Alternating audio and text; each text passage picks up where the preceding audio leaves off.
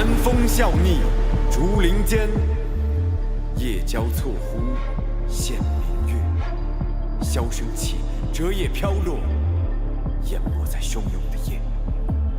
夜色竟然手中剑，背对暗芒，何惧险？出鞘迎雪，浓似墨；入鞘收笔，断流烟。剑力下寒光，心无杂念卷残霜。千竹万叶满是敌，叫我如何再忍让？一重山，一重庄，风声鹤唳夜如长。划破长风，刺破乌云，叫一方息别伤。剑力下寒光，心无杂念卷残霜。千竹万叶满是敌，叫我如何再忍让？一重山，一重庄，风声鹤唳夜如长。划破长风，刺破乌云，叫一方息别伤。剑力心性笔过万次磨砺，皆不再对错。他远山纵险关，藏书上不让泪滴落。剑出鞘，给予我一剑斩断所有罪与责。这次生报来兮，势必冲出心中间的巍峨。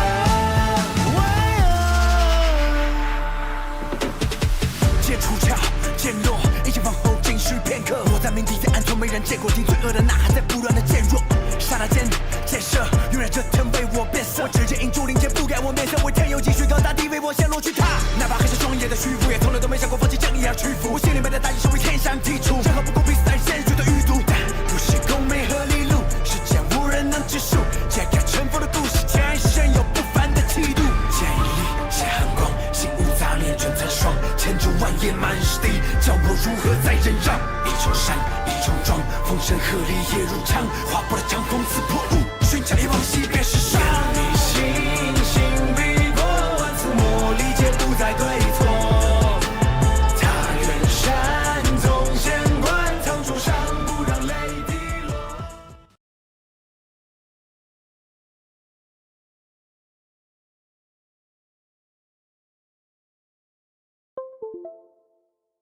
Ladies and gentlemen, how is everybody doing today? We've got quite a bit of news, quite a bit of coverage that we need to start making about a bunch of different things because boy, oh boy, there have been some big updates that have happened overnight.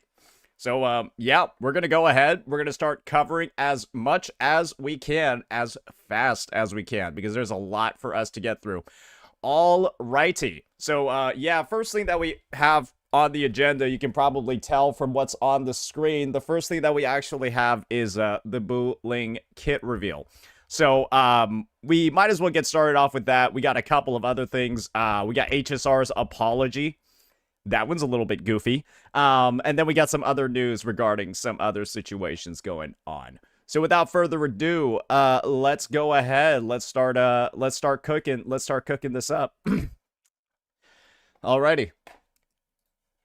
Alrighty, ladies and gentlemen, Kuro Games is back at it again, but unfortunately, this time it isn't going to be 3.0 news, it isn't going to be news about Lahai Roy, it's actually going to be news about what we have coming up in 2.8. Yes, you guys might have actually forgotten that this unit is going to be available, but she will be running for the first time ever on the reruns for this version with Phrolova and Cantarella. It's none other than Buling. And we've got the full kit reveal for this new 4-star unit that's going to be arriving in just a few days. And I've already taken a preview at some of the things that she's capable of, and I'm going to be honest, she might actually be useful.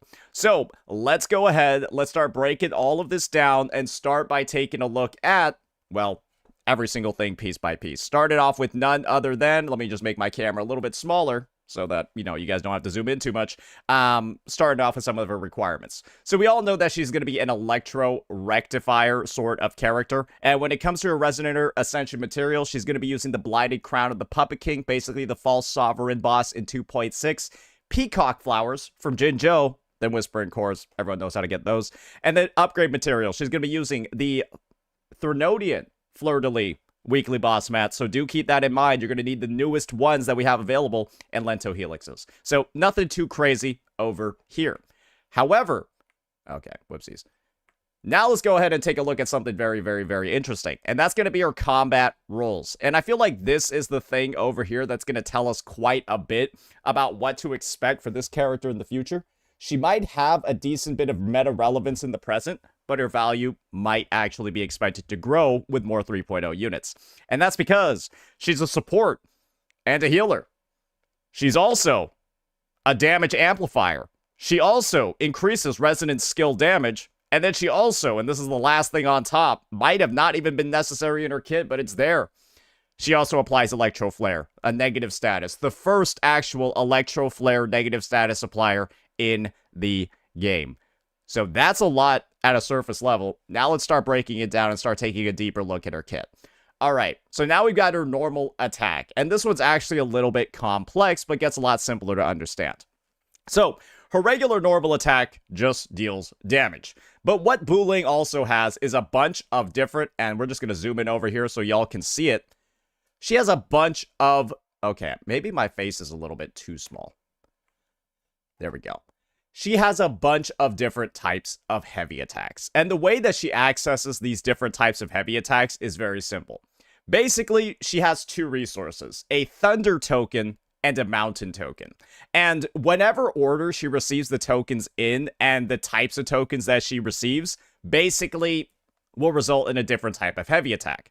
And you can see over here, when she does the second stage of her basic, she gets a Mountain one. When she does the fourth stage of her basic, or a plunge attack, she gets her Thunder one. And she also gets her Thunder one when she uses her Resonance skill.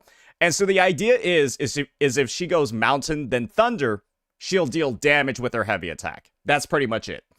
But if she has Thunder over Mountain, she'll deal a little bit of damage to them, but then reduce their vibration strength more. And then when she's double Mountain, she just heals everybody on the team.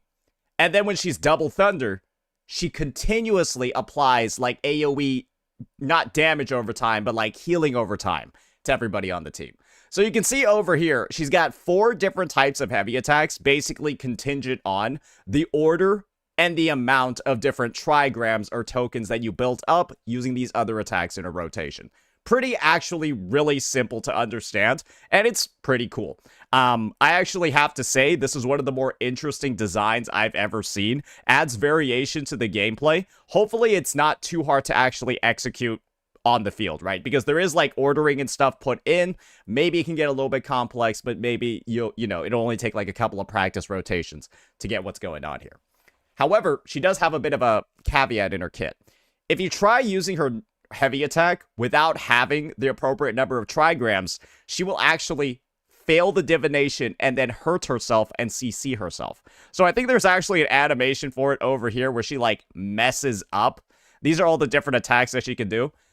I think there's an animation where she messes up because she doesn't, yeah, right, yeah, she literally like a bolt of thunder comes down and like zaps her and she looks like she's in a cartoon. So make sure you don't try to use her heavy attack unless you built up the trigrams first, unless you're trying to trigger this attack. But yeah, that's not going to help you clear. Anyways, that's going to be her basic attack and her heavy attack. You can see over here a lot of variation. We'll be able to see a more detailed breakdown of this ability later on. This is actually the simplified kit overview, but it's still pretty wordy.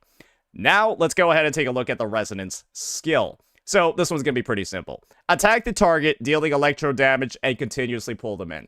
This is actually really great. She deals damage and then also applies continuous CC. Yes, ladies and gentlemen, she's got grouping, and she's also got healing, and then she's got damage amplification and all that other stuff.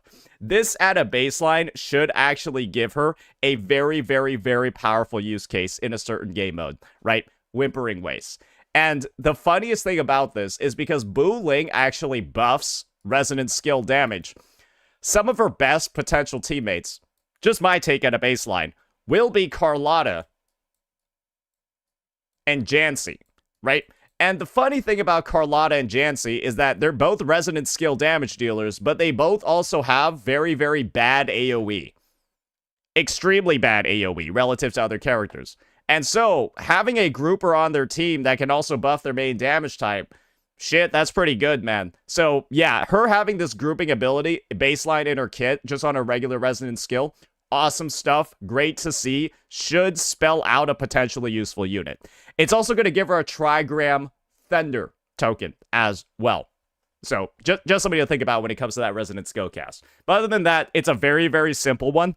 I'm actually glad it looks this simple. Something about Wuthering Waves, at least with some of the recent kit designs, has me thinking that like having like these more simple utility-based characters isn't necessarily the worst thing ever. I like seeing units like this that aren't doing a whole lot.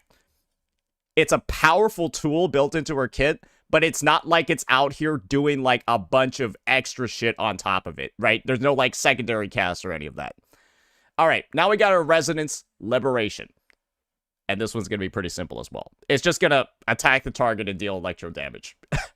I think this ability also applies Electro Flare, but we'll be able to see full details on that later on in the more detailed kit overview. So, yeah, like I said before, some of these abilities are a bit more wordy. Some of them are just a single sentence. Now we got her Forte. And this is going to be one of those abilities that's actually a lot more wordy. So, Thunder begets life. Yin-Yang balance. When Buling obtains a minor Yin and a minor Yang, she enters the Yin-Yang balance state, replacing her Resonance Liberation with another one. The regular one is called Flashing Thunder Spell. Then she gets Flashing Thunder Spell Harmony. So, you can see over here, she's shooting a big one this time. So what this ability does is it attacks the target, deals electro damage, and then generates a 5 Thunders spell array at the target area. The array continuously deals electro damage and then inflicts electro flare on everybody in it. And when that array is active, all the resonators in the team enter the primordial chi state. And while in that state, anytime somebody uses an intro skill, kind of a little bit like Shorekeeper Stellar Realm or Lupa's Pack Hunt. Think about it that way. Thunderspell Primordial Key becomes Yin and Yang. And so, essentially, she opens up this field after using this second Liberation cast. And once an intro skill in that field is used, Yin and Yang grants Resonant Skill damage bonus to the active Resonator in the team. And when any Resonator in the team casts an intro skill again during this time, Yin and Yang becomes Heaven, Earth, and Mind. And then Heaven, Earth, and Mind grants even more Resonant Skill damage. So the idea is basically functioning identically the same as Shorekeeper's Stellar Realm, but it's a little bit different. Shorekeeper's Stellar Realm essentially opens up on her Liberation. And then when you use the first intro skill, you grant crit rate to your team. Then when the second intro skill is used, you grant crit damage to the team.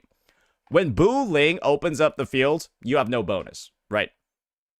And then when the first intro skill is used, grant a Resonant Skill damage bonus to the incoming character.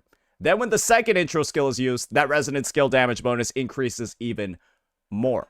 So the idea is that you want Buling to be first in the team's rotation, much like Shorekeeper. Then you have the sub DPS go in. They bump up her damage ramp to 1. Then the DPS, like your Jinsei, a DPS like your Jinsei or your Carlotta then goes in, and then they get the fully ramped up, fully buffed up effect. So yeah, actually a very simple kit at a baseline, very easy to understand. And when you know that this character is from the Black Shores, I do find it pretty appropriate that they have a buffing system, right? They have like an intro system, stuff like that. That's so similar to Shorekeeper, who's kind of like our representative of the Black Shores, right? So that's pretty cool. So how do you get this minor Yin and how do you get this minor Yang, right? This is what you need to do to access this big attack and then open up the field. Minor Yang is obtained after using Mountain over Thunder or Thunder over Mountain. And then minor Yin is obtained after casting Twin Mountains or Twin Thunders. So you're probably seeing how our kit is starting to function over here. You got to build up your trigrams, right? Then you got to get a Mountain over Thunder or a Thunder over Mountain, and then a Twin Mountain or a Twin Thunder. That'll give you the Yin and then the Yang. And then once you get the Yin and then you get the Yang, right, you'll be able to use that Enhanced Liberation, then start casting the intro skills and outro skills across your team, and then start building up that buff. And naturally, right, you'll have things like your Resonance Skill to go ahead and give you those trigrams that you can use to start casting those abilities. You have your basic attacks as well, and then you got our baseline liberation to just deal damage to them. So overall, I would say it's a pretty nice looking kit. However, we're still not done with it yet. Let's keep reading. Intro skill. Summon and Smite. Attack the target, dealing electro damage and healing all nearby resonators in the team. So yeah, just a very simple attack and then heal. Might actually be one of the few intro skills in the game that do heal. I think Shorekeeper has one as well. Next, we got our outro skill. Heal the active resonator in the team by 18% of Buling's attack per second for 16 seconds. All nearby resonators in the team have their damage amplified by 15% for 30 seconds. So that's something that's pretty damn cool as well, ladies and gentlemen. She's got the same damage amplification as a Shorekeeper with that nice 15% over there, and she's got the same damage amplification as a Verita, which is what you can see over there. And the nice thing is that her damage amp is actually better than Baija's as well. She directly power creeps Baija's amp up by 1,000,000%. Baija technically heals more, but her amp is like more readily available and it applies to the entire team. Baija actually only applies it to one character at a time, which is one of her issues in a Jeja Carlotta team. Because then Jeja doesn't get the buffs. So it's like Buling just has a really, really strong looking kit as far as I'm seeing. Now I just want to see the numbers. Unfortunately, though, we're not going to get a full preview of the numbers yet, but we do have our combat guide. And holy moly, this one's kind of long. Heal and grant damage bonus to resonators in the team. Resonance Liberation continually stacks Electro Flare. When Liberation is active, any resonator in the team casting intro skills grants resonance skill damage buffs to resonators in the team. Makes sense. And then the whole, like, trigram stuff, it just breaks into some of the mechanics of her kit. We already talked about it. Build up trigrams, get your yin, get your yang by using the various heavy attacks, then shoot off your big gun and then start intro skilling across your team. It's pretty easy. However, we still got to go take a look at the details kit overview. So let's start breaking that down. So, this is where we're going to get a little bit wordy with it. So her basic attack is just going to be perform up to 4 consecutive attacks dealing electro damage. We all know that various stages of those attacks give different types of trigrams. So yeah, it's just going to be hold normal attack to consume the highlighted trigrams and then cast all the different ones. We all know they either deal damage over here with Mountain over Thunder. Thunder over Mountain deals less damage but focuses more on the break bar, the vibration strength. Twin Mountains just heals, and then Twin Thunders continuously heals everybody on the team. Right. Very, very slight differentiations between all of them. I don't think it functionally matters too much, as long as you do one of these attacks and then one of these attacks. I don't really think it's gonna be that big of a deal. Then she's gonna have her mid-air attack as well, and then she's also gonna have the attack where she literally hurts herself. She's going to have a dodge counter as well that's going to advance her basic attack to stage 3. It can also be very helpful as well because it will advance you to stage 4 if you do another follow-up. And we all know to get a Trigram Thunder, you need to do basic attack stage 4. She's also got Mountain on basic attack stage 2. So I guess the idea is that you're going to hold some Trigrams. She can hold up to 4 of them. That's good to know. And when trigrams reach their max number, getting new trigrams is going to move them all down 1. So the idea is you're probably going to intro in, build up 4 trigrams, and then, well, just cast them, right? That's what I would assume would happen. And you're probably going to want to do something along the lines of a, like, I would think a Mountain over Thunder into like a double Thunder or something like that makes the most sense because your Resonance skill gives you a Thunder stack. But we'll figure out a rotation when she actually does release. This might look a little bit more complicated than she's actually going to play. Once you figure out an order to like do these attacks and get the right trigrams, I don't think it's going to be difficult at all. Next, her Resonance skill. It just, again, attacks the target and then pulls everybody in. And then after using a Resonance skill, you can press the normal attack button to perform basic attack stage 4. So remember what I just said about being able to figure out a rotation? Basically, if you do her Resonance skill into a basic attack, that will immediately give you 2 Thunder Trigrams. So what you're probably going to want to do is intro skill in, complete a basic attack chain, because that will give you a mountain, then a thunder. You now have 2 trigrams. Then you're going to skill and then basic attack again, and you have 4. It'll be mountain, then thunder, and then thunder again. And then you'll have your yin and yang that you need because you did a mountain over thunder and then you did a twin thunders. And now you have both the yin and then you have the yang as well. Not really that.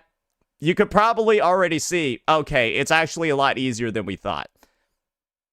Her intro skill is probably also going to advance her. Oh, it doesn't advance her into her attack chain, but you only need to do 1 basic attack chain. So yeah, very, very, very, once again, seems like a pretty easy to use kit and seems like it should have a fast rotation as well. Intro in, do a basic attack chain. Since the basic attack chain is a 1 to 4 attack chain, you'll get the mountain, then the thunder, then your resident skill, gain another thunder, and then basic attack stage 4 after the resident skill to get your 3rd thunder. Easy. So now let's take a look at her Resonance Liberation. This is the detailed version of it. So yeah, her baseline Resonance Liberation is like not actually really even an ability, right? I guess you can just use it, but all it will literally deal is damage. And it's probably just going to be used for Concerto. Because as you can see, it's not really meant to be a feature-rich ability. However, Forte Circuit. And again, this is where you get the upgraded version of the ultimate. Like I said before, you need the yin and the yang to be able to use this ability. We already talked about how you get the yin and the yang. To basically get that, you need to cast one of her damaging heavy attacks and then one of her healing heavy attacks. And the rotation that we talked about before, where you get mountain over thunder and then double thunder, it will do exactly that. So yeah, once again, hopefully you're seeing how everything in this kit seems to be working together pretty damn well. Makes a lot of sense, and you can already see just from like the kit descriptions and with how it's like this kit is like a blend of like simplicity and complexity in a very cool way. That's the way that I'll describe it. So let's go read the detailed look at this over here. So we basically already know how her liberation works. It's going to deal damage and apply electro flare to everybody in the array. It's basically going to apply 2 stacks every 2 seconds, lasting for 24 seconds. That's 12 stacks on a support. That seems... Oh, sorry. No, that's not 12 stacks. That's 24 stacks of electro flare on a support. Which, to me, sounds insane because the cap of electro flare is 20. Guys, electro flare has a 20 stat cap. 10 on electro flare and 10 on electro rage. And this 4-star unit applies 24 stacks on one ability. This tells me that they might be dramatically reworking their philosophy when it comes to negative statuses, 4-star units, stuff like that. Because that seems like 5-star levels of application to me. However, the monkey's paw can still hypothetically curl here. This could just mean that Buling applies the least electro flare in the game. And it could theoretically be that electro flare is meant to be a debuff that gets consumed repeatedly in a rotation, and she actually applies some of the least of it in the game. That could be the monkey's paw situation over here. So I think I first need to see A, how much damage is electro flare doing? B, what's the first electro flare DPS going to look like? And how is Buling going to interact with that stack management in the future? Because like I said before, it's got a stack limit of 20 at a baseline. It's 26 with Chisa because she raises stack limit by 3. Electro Flare has a base cap of 10. Chisa then goes in. She raises that to 13. And then Electro Rage also has a 10 stack limit, and she raises that to 13 as well. So it's like, man, that looks very, very, very interesting, but we're just going to have to see how she fits into the ecosystem later on. All right. Now let's look into the exact numbers regarding her outro buffs, right? her field that she makes. So, Yin and Yang, the first outro buff that's used, it's going to grant a 10% resonant skill damage bonus. Not that crazy, not that impressive. The second one used, though, gives a 25%. Now we're talking a little bit. That's pretty damn solid over there. I'm imagining that her buffing abilities, as she gets more sequence nodes, are going to be a lot higher. I'm not going to go ahead and say that 15% amp and 25% resonance skill damage is the most broken, overpowered shit ever, and that everyone should be prioritizing her. But depending on how strong her sequence nodes are, she could actually be a very, very, very insane unit. Because the idea is, right, is that, hey, hypothetically, right, S6s for 4 stars have been hit or miss, but we've had some very, very, very good ones, right? We've had some broken S6s relatively on 4-star characters. Something like 20% attack to the entire team on top of her existing buffs. That would be insane. However, it could also just buff her existing capabilities in her kit. We'll just have to see, but I would say, considering that this is an S0 kit, an S0 kit, I'm going to be honest, this is one of the better S0 kits I've seen in the game. One of the best ones, actually. Potentially one of the best S0 kits. But we'll just have to see how long a rotation on field takes. Stuff like that. Because there's a lot of kits that look good on paper. Then in practice, you're like, oh. Example, Zani. Anyways, we already looked over how you accumulate and spend minor yin and minor yang. No real need to look at it further over here. Now let's take a look at the intro skill. Okay, we're done with the intro skill. Now let's take a look at the outro skill. Now we're done with the outro skill. They're both exactly the same as the ones that we saw before, so no real need to expand on them further over here. Now let's look at her inherent skills. First one is, Buling Grant gains a 25% healing bonus when restoring HP for resonators with less than 50%. This is pretty dog shit, as you can reasonably understand. I think healing bonus is literally the most useless stat in the game, and I really do honestly think that Kuro should look into adding a character that consumes their HP and then converts the consumed HP like into damage or something. Because right now, the idea of healing is just... I'd like to see there be like an offensive use case for healing. Let's say that. Because right now, healing is just like, it implies that you got hit, and getting hit in this game is a massive DPS loss. So like needing healing in the first place is inherently like a DPS loss. But like I would love to see like some sort of character that can, I don't know, make like healing feel offensive. You also got budget SK emergency heals like KO prevention. That's only good because like SK, her revive gives you hyper armor. So like you can use it offensively.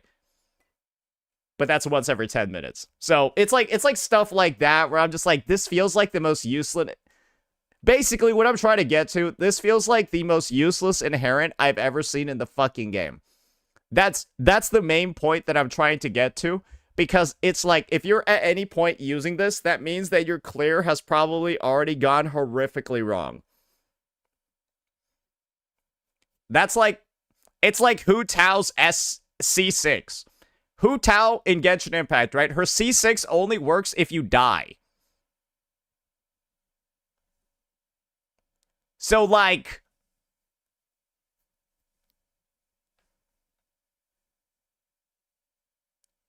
Oh, are you trying to tell me to do something, Hoyoverse? Like,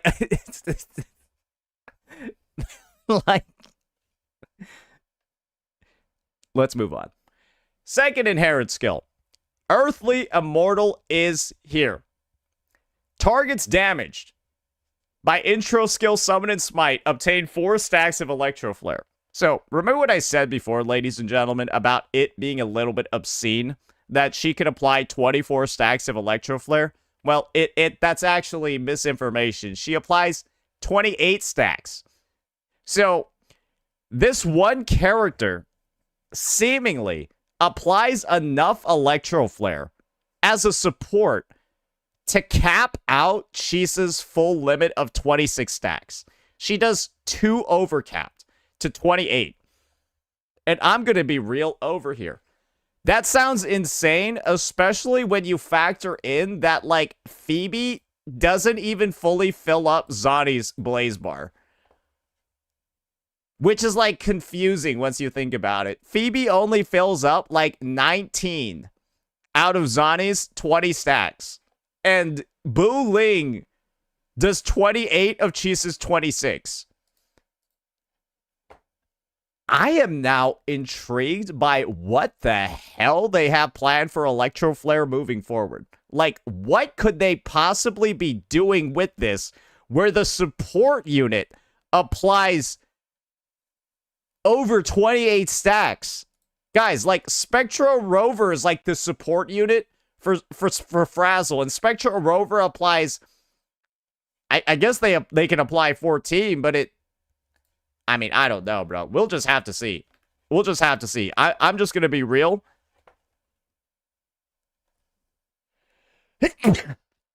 I am wondering what the hell they plan for this character in 3.0 and onward, because her Electro Flare capabilities seem absolutely insane. And I think the part that seems to be really throwing me off with this kit design is the fact that she seems to have all of this latent 3.0 potential that's waiting to get tapped into. But she also has some very, very, very viable use cases already on the existing roster.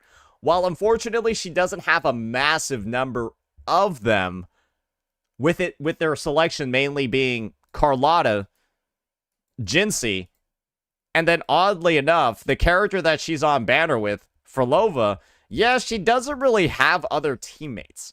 So she kind of only has 3 in the game, which is not the worst thing ever. But I think that these are going to be the only 3 characters you would potentially ever think about using Buling with. I think in every other situation, Verena or Shorekeeper's just going to be better. Right? But I think that this is a good role for a 4-star character. And that's what we got to realize. She's going to be a 4-star unit. And so I think her being a best in slot is actually kind of nice. But she's a 4-star unit. So I think it's okay if she's not a best in slot on every single team. But on two or 3 of them, mainly more like 2, potentially maybe more like 1, I don't think that's that big of a deal. I think it's fine. And the thing is, at least she's close to a best in slot. Because we all remember, right? This is a character whose value looks like it's going to grow over time. Remember these two? Bro, the game would be better if these characters never got added in. That's the honest truth of the matter. The game, Wuthering Waves, would have 4.7 stars instead of 4.6 if these 2 units never got added to the game. They're so bad, it's unbelievable. They have never had a single shred of meta relevance outside of Yohu with 1 build that can, like, abuse the Plunderer's token, but, like, you could replace Yohu with any character and the team would work still. So it's like, I'm just glad they didn't repeat the mistakes that they did with these 2 units, where this character generates Concerto so fucking slow, she makes Yan Wu look like a viable unit. And then this character buffs coordinated attacks, which deal absolutely no damage in any context in any game mode. Anyways. At least she does something useful. And you know that her kit is functional at S0. Let's just hope that her Concerto gains aren't anything too awful. But if her Concerto energy generation is actually awful and it takes her forever to get through and, you know, generate all the resources, well then guess what, ladies and gentlemen, you got the best tool ever right here. Just go fucking use variation on her, right? And that's the nice part, right? That's the nice part about a character being a rectifier user. Yep, you can just put fucking variation on her. So yeah, that's gonna be the Buling kit overview. I'm going to be honest, I am absolutely baffled at what this character does. While I don't think she's going to be a bombshell release at the start that's going to, like, shake up the meta completely, I think she's actually a good addition to the game. And we've needed a 4-star addition for a very long time. Let me know what you all thought. Peace out. Okay. All right, that's our Buling kit overview. Yeah, I mean, she looks like she's potentially quite strong. I would need to see her sequence nodes. The Game Awards. Oh, we got round 3, boys. Oh, we got round 3. Oh, boy. Oh, dearie me. Oh, dearie me. This is gonna get messy, ain't it? This is going to get messy, ain't it? Oh, man.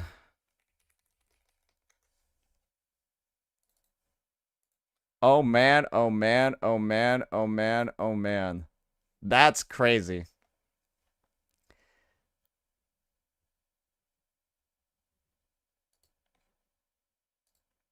Hey, guys. Think about it this way.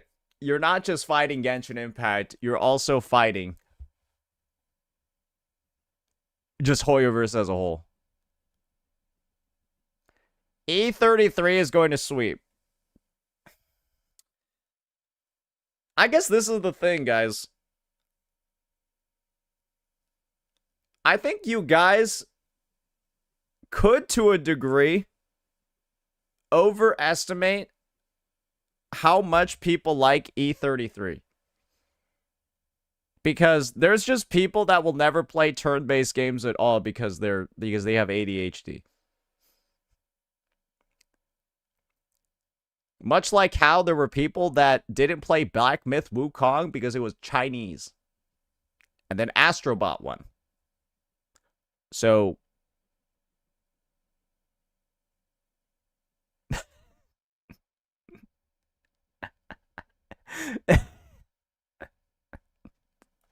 then Astrobot won.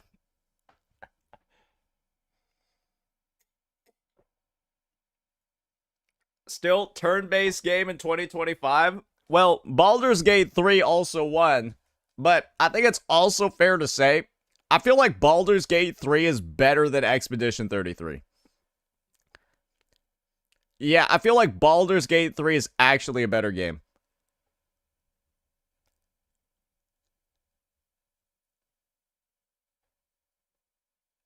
Yeah. Yeah, it is. That's a hot take. No, it's not. The fuck? Like, I'm sorry. I know E33 is a good game, but let's simmer down for a second over here. If you're trying to say it's better than Baldur's Gate 3. Yeah, that's not even close. Okay. Different genre, can't compare. The funny thing is that Baldur's Gate 3 is more similar to E33 than pretty much any other game released in the past 20 years.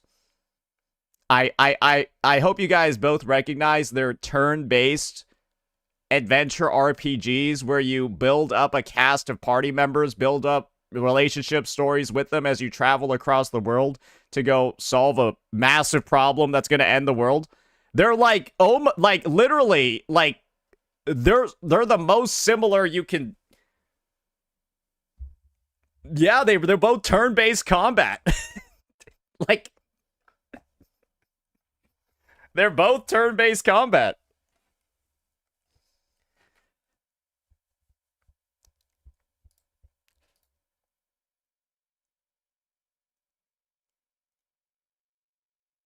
BG3 still averages 50k players every day? Wait, seriously?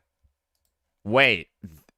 BG3 still averaging 50k is crazy, bro. Damn, that's a lot? No, I'm saying that's a fucking lot. Yeah. Yeah, no, that's a fucking lot. E33 is better? Yeah, well, this is the great thing. We all have opinions. We all have opinions, absolutely. It's just, I can choose not to listen to ones that I think are bad.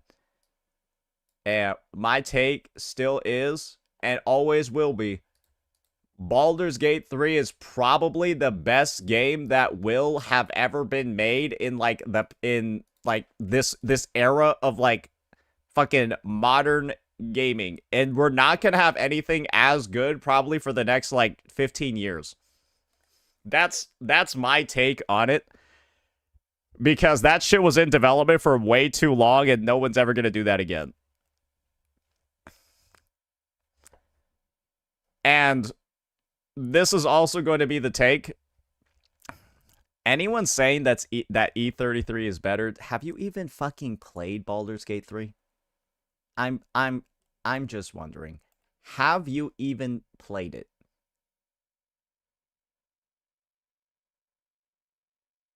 Because if you're saying E33 is better, you probably have not played Baldur's Gate 3 a single time. And this is the thing.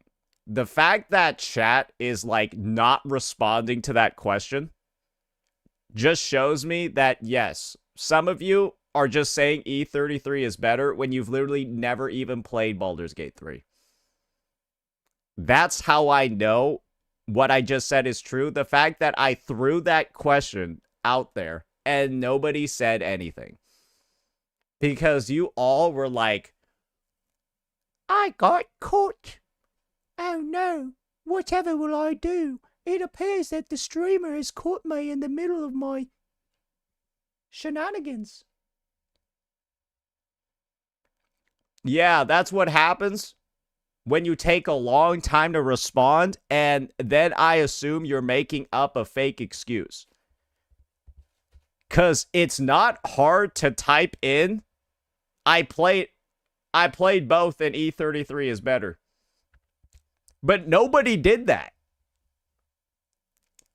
But nobody did that.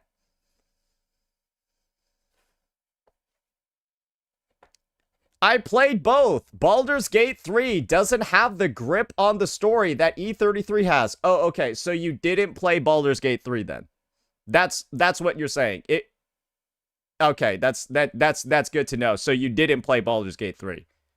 The fact that you said that BG3's story had no ability to grip you at all just means that you're lying. You didn't actually play BG3. 1,000,000%, you're just lying. Like, what the hell?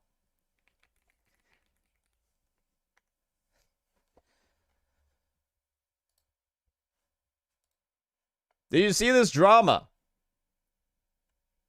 Oh, yeah, I did. This shit is fucking hilarious, bro. Yeah, somebody dropped this.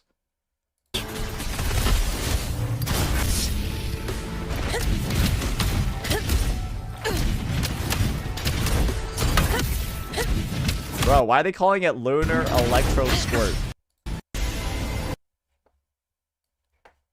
Why are they calling it that, bro?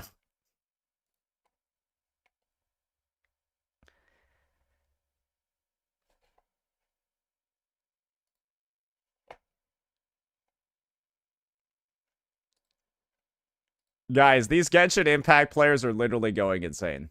They're literally going insane. All right.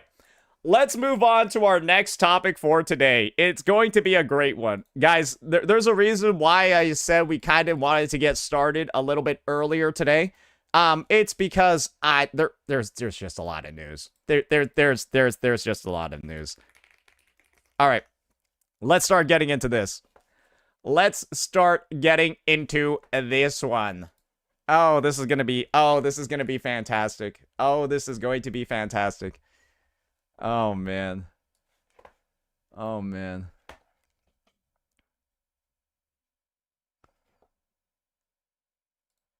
Oh, wait a second. Why did my...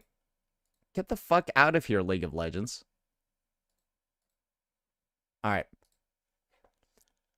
Alrighty, ladies and gentlemen, it appears that we have a bit of an update from the Honkai Star Rail developers. As you're all probably aware, Honkai Star Rail version 3.8 has been extended. Version 4.0 is delayed, and a lot of players of the player base aren't very happy. But Hoyoverse has gone ahead, and they've recognized the amount of distaste for what has occurred in the past few days, and they've decided to put out a bit of an apology. And this is the situation. This is the summary of what's going on. And I'm going to do my best to try to avoid any of the political intrigue involved in this situation. I'll just use one news article to explain what's going on for me with what's happening between Japan and China. Yeah, it's not that good. There's you read that headline and you're like, that doesn't really sound very good now, does it? Are they going to start, I don't know, shooting each other maybe? Who knows? Anyways, that's going on between Japan and China right now. And according to updates just across the two regions, there's been a bit a backlash when it comes to artists, when it comes to cultural representation in games, and the end result is that version 4.0, which was meant to have Japanese inspiration in its design and its characters, that's going to be delayed while they work on taking that Japanese inspiration out, considering the geopolitical tensions that are currently in the space. And the idea over here is that I don't really think a lot of people can necessarily blame Hoyoverse too much for what's going on right now. Hoyoverse just makes video games, and this is governments, right, doing their thing. However, one thing that we do know for certain is that Hoyoverse is sponsored by the CCP. Maybe sponsor isn't the right word, but we all know that that Dewey has a very, very close relationship with the government. Nuclear reactors, stuff like that. You know what's going on, right? So it's not really surprising that Hoyoverse products might have to be censored when it comes to the amount of Japanese intonation they have. Other evidence of it going on is you've actually had singers stopped mid-show because they were Japanese and they were performing in China. Things like that are going on. And again, while it is terrible that the situation is happening, I don't necessarily think people are blaming Hoyo too much, but you can blame the fact that they're so closely linked to the government. However, there are some other things that we can blame Hoyoverse for. And one of those things that we can blame Hoyoverse for is the absolute lack of any meaningful compensation that they're making for this delay, given the fact that this has been the greediest year in Honkai Star Rail history. Yes, ladies and gentlemen, these developers, because of a 2-week delay, they're going ahead and they're giving out 1,000 Stellar Jades and 10 fuel to every Trailblazer who unlocked the mail feature, right? And at a baseline, this doesn't seem bad. This actually seems pretty solid. Like, oh, you get 600 Trailblaze energy, and then you also gain, close to, not really close at all, but close to a 10 pull, right? Very generous developers. W, it's only a 2-week delay. This sort of compensation is great. However, let's think about what's happened with this game across the past couple of months. Let's just think. Let's go down memory lane. Let's just look at what happened during version 3.7. New events. What do we have over here? Oh! A $300 spending event. So, we just had a $300 spending event for a fucking bow skin for the new character, so you have to have the new character to even benefit from it. We had another spending event in 3.4 just a couple of months ago where you had to spend 200 pulls to get Archer's Light Cone. Oh, sorry, I forgot. I was in the middle of the Google search of this one. And we had version 3.2 where you had the spending event for Hsr'S, and then you introduced global passes to the game. So, after 3 versions, basically almost 3 consecutive versions of spending events, 3 spending events in 7 months, just so you guys know, 3 spending events, multi $100. If you capped out all 3 of these spending events, you've spent $1,000 as a player. Just so you know, capping out all 3 of these spending events is around $1,000. They've had $1,000 in spending events for the max rewards for every single player in just 7 months. $1,000. They fuck up because, let's be honest here, it's Hoyo's fault they wanted to fucking put Japan in this shit anyways. So, hey, it sucks that they gotta take Japan out, but they were the ones that decided to fucking put Japan in the first place. So it actually is their fault that there's a delay, because this is what they wanted for the region. Sucks what happened, but that's really it. Because of their fault, because that's ultimately where it lies. I know I mentioned before, you can't really blame them that much, but it was their decision. They're giving you 1,000 pulls. Or sorry, 1,000 Stellar Jades. Maybe this is the issue. It seems like they're giving out $1 per, or they're giving out one Jade per dollar in spending events that they've had this year. So, what should have actually happened was that Honkai Star Rail should have had a spending event in 3.2, 3.3, 3.4, 3.5, 3.6, and 3.7. Basically, just 6 spending events in a row, and then maybe you would have gotten a 10 pull. Maybe you would have gotten a single 10 pull if you had only gotten 4 or 5 spending events instead of just 3. Because, yeah, it's 1,000 Jades, and we've had $1,000 in spending events so far this fucking year. An apology like this and an address like this means so little. The amount that they're giving back to players seems like so little when you factor in how much they've been nickel and diming the player base, adding FOMO, adding predatory mechanics, doing all of these things to extract as much value as possible. And when there's an opportunity to actually give back to the player base that you have been basically sucking the life force from like a goddamn vampire these past 7 months, you give the bare minimum. Not even a fucking 10 pull. Do you want to know how many pulls Wuthering Waves gave for being nominated for the Game Awards? 1,000. They got nominated for an award. Wuthering Waves went ahead, and because they were doing a good job and got recognized, guys, they gave us 1,000 Astrite. You can see it right here. Because they did a good job, they gave us 1,000 Astrite. When the developers fuck up, they give you 1,000.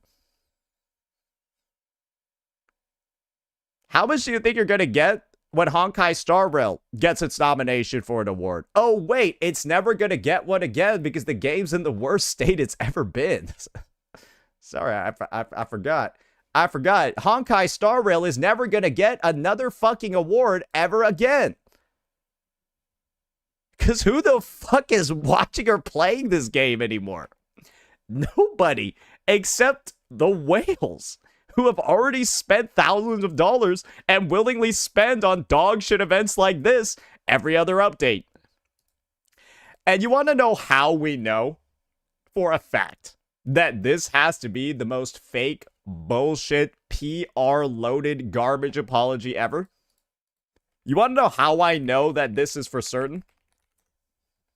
All you need to do is take a look at what's actually in the Honkai Star Rail 3.8 update itself. Right? That's all you actually need to take a look at. Let me just go pull it up so I can walk you through everything that's actually here. It's great. So, in this update, basically, what you have is let's just take a look. You got a retcon story where Firefly is actually just going to be saved. Yeah, that's her obtaining the power of life. I already know it. So yeah, they retconned the fact that, like, her name is even Firefly. Her name was Firefly because fireflies have a very short lifespan. And so it was meant to imply that she was going to die in the story. So now they, like, retconned her name. They, like, retconned her lore. They basically just retconned everything. Then they proceeded to retcon the super break mechanic, because Dahlia just lets you deal super break damage without breaking the enemy. So, like, what the fuck even is it anymore? Then you get to fight Sam, who is literally just Sam and the true Sting. Pen, pineapple, apple, pen. Like, that's what the fuck it is. It's just Sam that summons true Stings. So it's just the past two bosses from Pentacon combined together into one. Then, for the events, don't worry, guys. Take a look. Get ready for the fucking events. They reran some Pokemon shit. And then you got one combat thing. And those are the events for the patch. They're apologizing, guys, only for the delay. How about you apologize for the fact that this is, without the delay, this is still the worst patch in the history of the game? Have we thought about that for a second? Even without a 2-week delay, this is still the worst patch the game has ever had. This is still one of the worst patches in the history of gacha. It's a recycled boss, recycled events, it's a recycled story, and a recycled fucking everything in the patch is literally like, it feels like this patch took like 5 minutes to make. Legitimately. It feels like they put in less than 50% of the effort that they normally would and just pumped out the patch. And this is this is what I'm saying is the best part about this apology. There's no recognition at all that version 3.8 is a garbage update. All they talk about is the problems caused by the extension. Hoyoverse, you should be apologizing, not just for the extension, but also the fact that this is the most garbage-looking update you've managed to produce in over 3 fucking years when it comes to running this game. No recognition of wrongdoing over here when it comes to that. Only the stuff that's impossible to sneak away from. Because you know how much Hoyo loves weaseling their way out of addressing their fuck-ups. All we need to do is look at the UGC. Y'all remember the UGC? Nobody, even Hoyo doesn't remember the UGC anymore. Because they're trying to sweep that shit under the rug, much like they're going to try to sweep the dog shit actual version content. That's it. Oh, great. Great. We got tic-tac-toe for the disabled. On the field, once they're all awesome.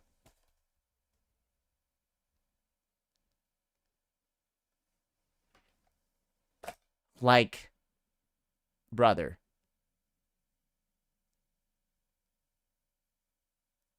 Brother, what are we even doing here? But that's not all. You thought I was done there. Don't worry, guys. It gets worse. You want to know what a good developer might have probably done, knowing that they would have an extended maintenance or an extended version? They might have done something like, hey, okay, it's kind of already bad for the players that they've got to, I don't know, deal with the version for extra long. Why don't we just extend the banners? Make them both 4 weeks so that, you know, people have more time to pull, right? That's the least that we can do for the player base. Not introduce more FOMO after extending the lifespan of the patch. We're adding 2 extra weeks to the patch's duration. You know, we don't want to, like, we're already fucking over the players. Let's not fuck them over with FOMO even more. Oh, wait, there's a phase 3. Oh, wait, they're so sorry about the delay that they gave you a phase 3 banner.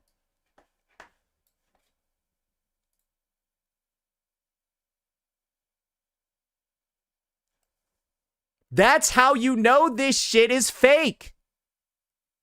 That's how you know these motherfuckers sincerely they're just lying.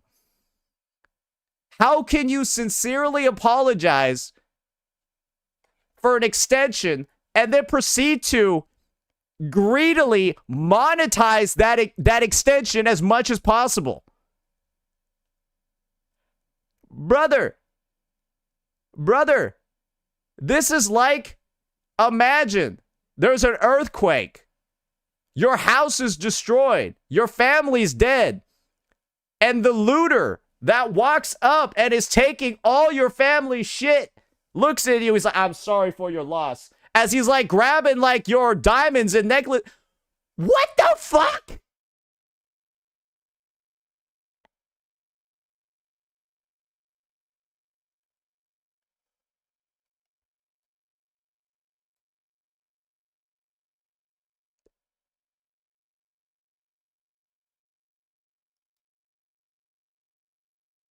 Just like some dude going to the funeral of somebody that died in a shooting, and then you post up and start trying to sell Kevlar vests in front of the funeral.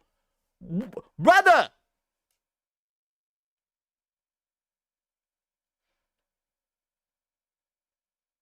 There's a time and place for everything. There's a time and a place for everything. And if you have geopolitical tensions where your countries may potentially be going to war and you are experiencing delays in your development as a result of that, and you're trying to express your apologies for that delay, maybe don't try to make money off of it.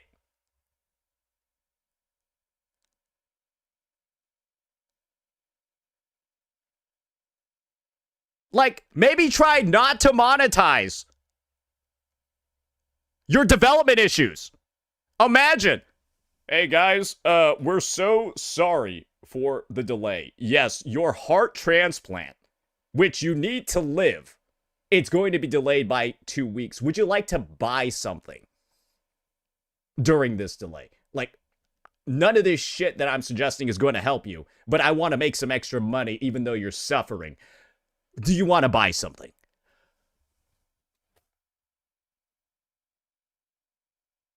What's wrong with these guys?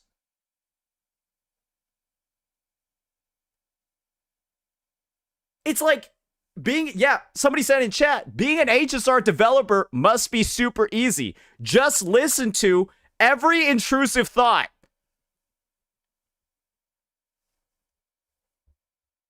Somebody probably got promoted for doing this, for thinking about this.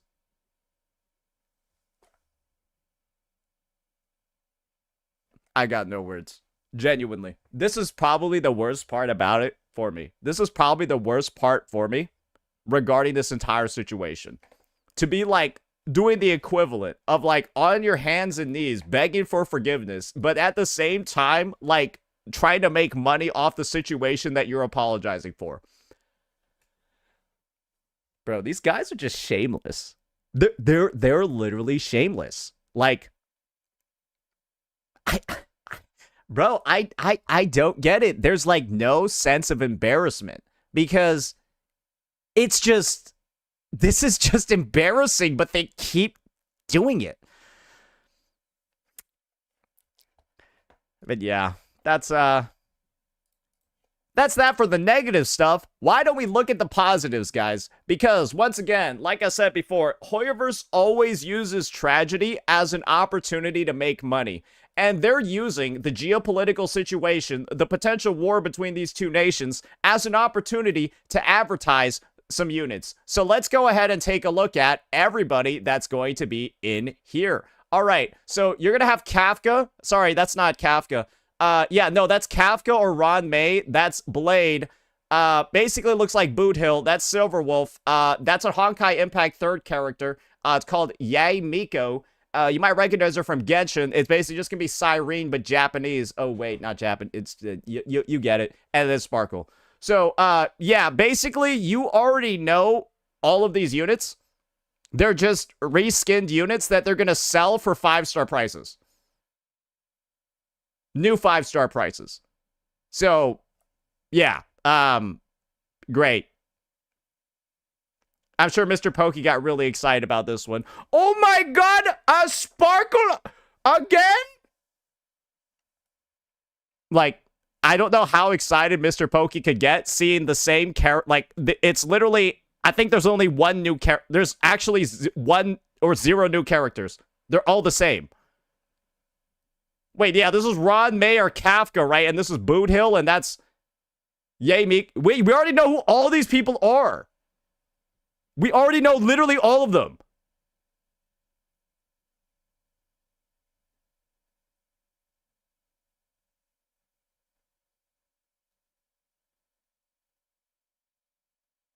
Anyways, I don't. Bro, this looks like ass. Bro, I'm sorry. Bro, this just looks like Penacony, but with like that just looks like Penacony, bro. What? Wait, that just looks like Penacony. What is this? Wait, are they just gonna reskin Penacony? All right, whatever. I don't. Hey, all I'm gonna say is that this was probably released as a way for people to like have additional faith in Hoyo following the bad news. All this has done is like solidify that this game is fucking cooked. They recycled Penacony for 3.8. I guess they're doing it for 4. What? It's the same photo. What? Remember, Hoyoverse makes billions of dollars. Peace out. Bro, I don't even know. This shit is just, this shit is actually, it's like, this shit is becoming so bad, it's becoming like the part of the movie you always skip on a rewatch. That's how bad this is becoming, because I'm like starting to like cringe looking at the shit these developers are doing, bro. What the fuck is going on?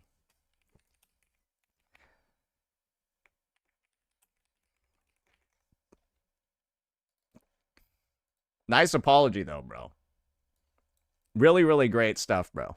Amazing, amazing, amazing stuff. Alrighty. Okay, that's the Honkai Star Rail arc down. Is it true that Gotcha Smack got called an ignorant American for his takes regarding... Oh, bro, I forgot to show this shit. God damn it. Is that true? Gotcha Smack got called an ignorant American and was forced to delete his own videos and correct his take by the Chinese government? And we need to start spreading the narrative that Hoyo that the CCP sent assassins to Gotcha.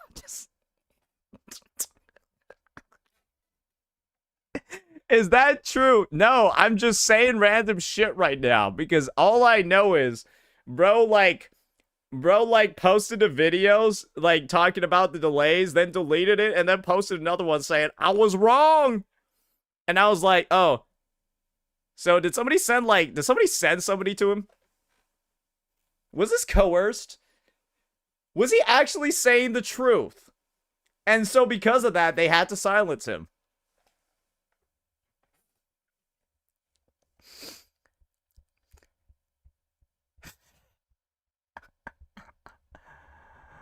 No, he must have watched Pokey's reaction.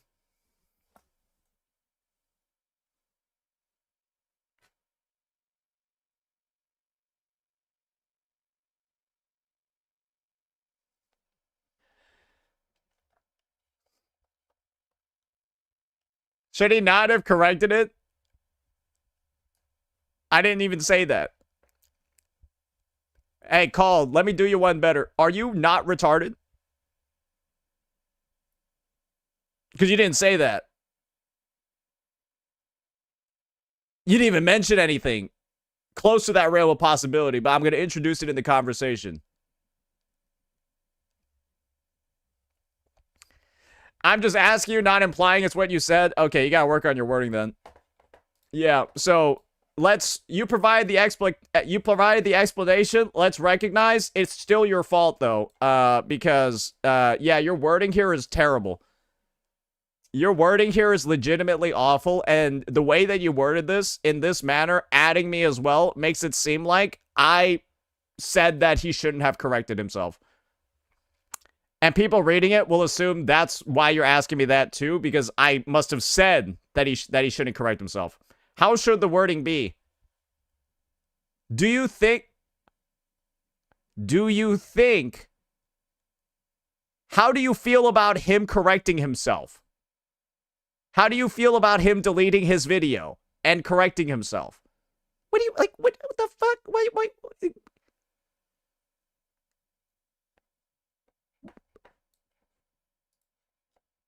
Like, guys, it's not hard to ask questions in a way that aren't accusatory. There are ways to ask questions that don't involve, like, putting somebody on the stand.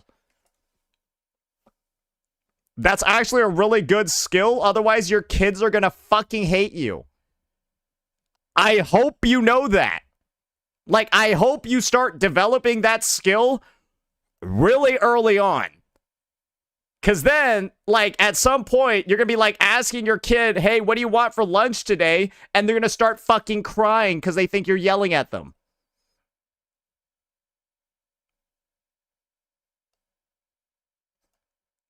That's what happens, like, all the time. That's why some people hate kids or say they never get along with kids. It's because, like, they're asking their kids questions and they're talking to them like fucking this. That's why. It's not the kid's fault. You're just doing a dog shit job of communicating as an adult. Bro is trauma dumping? No, I'm making fun of people that don't know how to handle children because it's incredibly easy. And I have to assume the reason why more families are struggling nowadays is because parents are autistic. That's what I think is the real issue. It is legitimately, it's really not that difficult. You just gotta, like, not talk like a fucking idiot.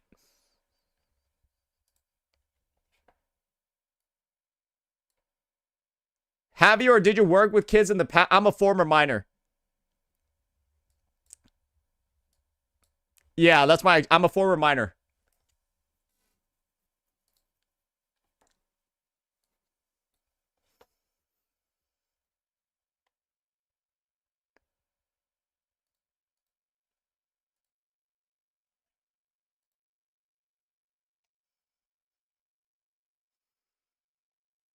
EO talked about quitting gacha content the other day.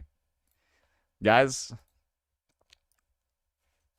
gacha ain't easy, brother. Yo, gacha's a hard niche, brother. So anyway, I took a big step back. For those that don't know, this is the issue. EO put all his eggs into the ZZZ basket, and then Hoyo took a fat shit in the basket.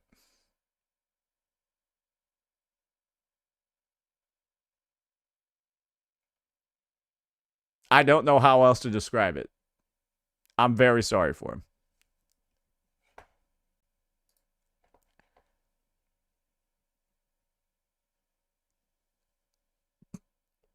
How fucked up would it have been if I just left that segment there?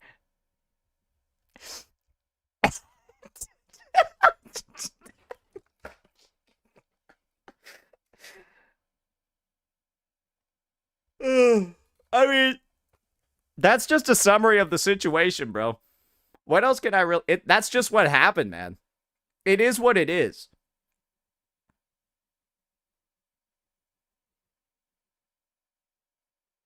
That's just... It is what it is, bro.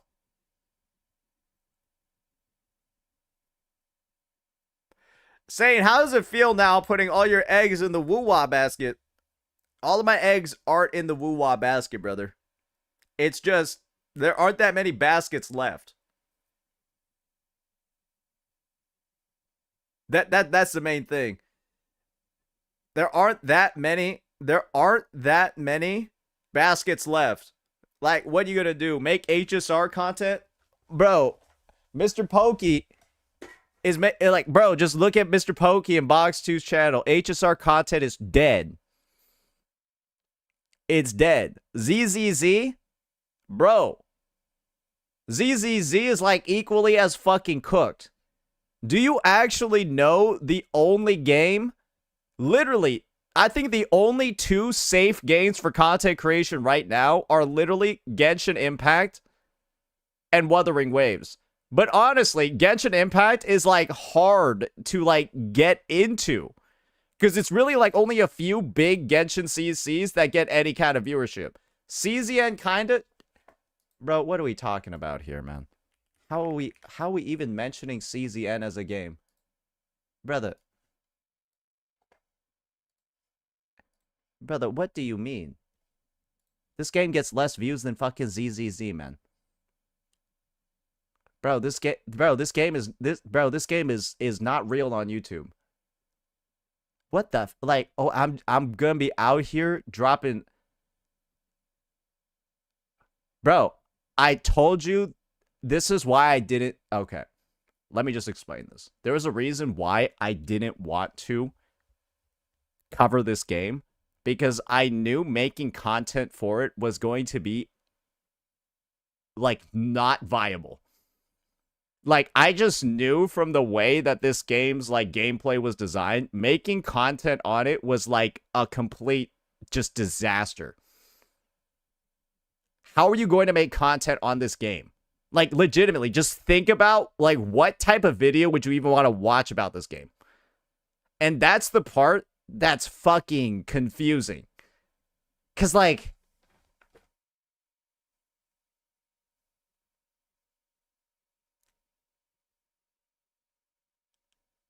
I don't know. I'm just thinking about it. And like, to me, I had that moment, right? I had that moment while I was playing, and I was like, this is really fun. This is a cool game and everything, but like, how would I even make a fucking video on this shit?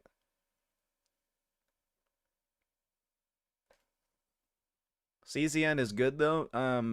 Guys, there's a difference between a good game and a game to play as a content creator.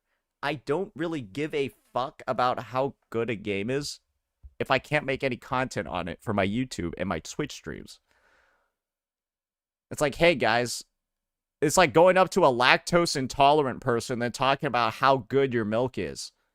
Like, bro, that's fantastic, but it's like not for me. Like, it's like genuinely just, like, you can keep bringing it up and then I'll start probably getting annoyed. Because now you're like, again, I've already told you I'm not interested. So I don't know why you keep mentioning it.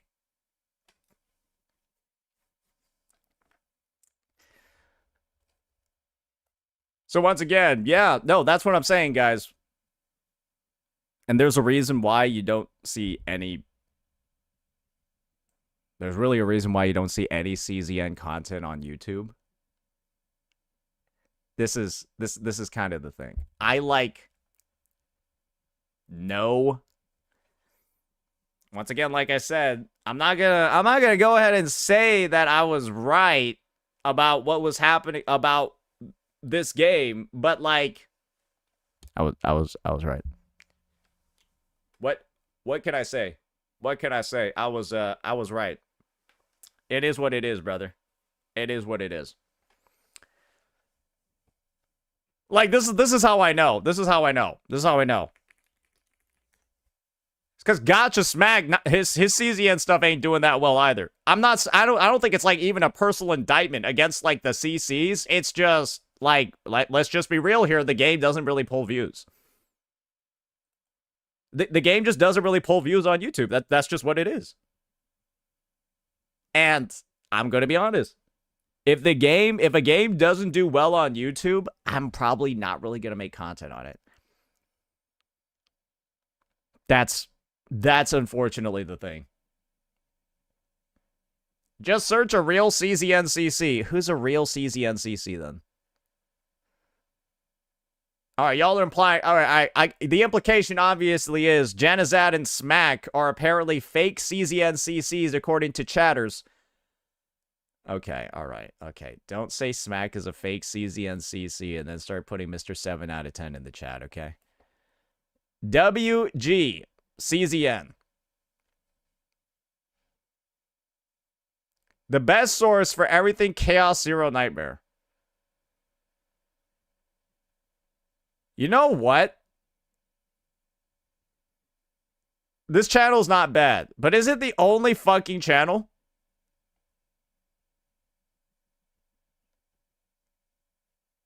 Is this like the only one? Okay. I don't know. Okay. This is what I'll say. Let me look at the production quality of this.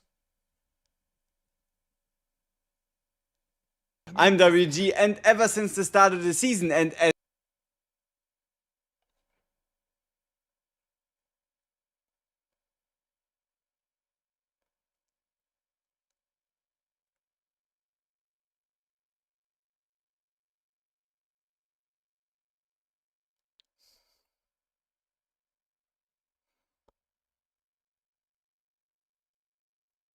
especially with the latest update that now allows you to farm seasonal save data in the Zero system, the question is what?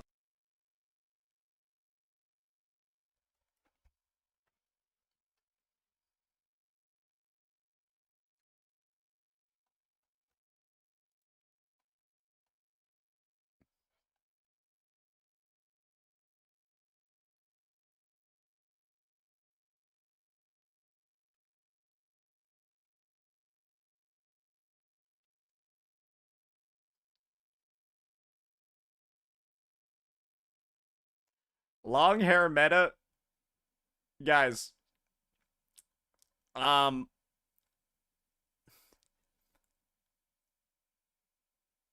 me just say it this way. I'm surprised there's not more competition.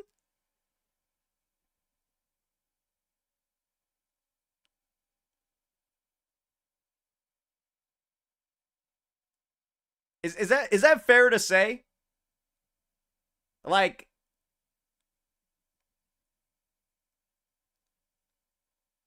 what's wrong with WG? This really ain't a testament to what's wrong with WG. This is more a testament of what's wrong with this guy. Cause like, I'm gonna be real here. Like, I'm not gonna go ahead and say that, like, I mean, like, this is how I feel about it. Bro is obviously not like a native EN speaker. You can tell by like the accent and stuff. I just kind of like assumed that CZN had kind of like bigger of like a global community, but maybe more of CZN's community is actually like in like the EU part of the West.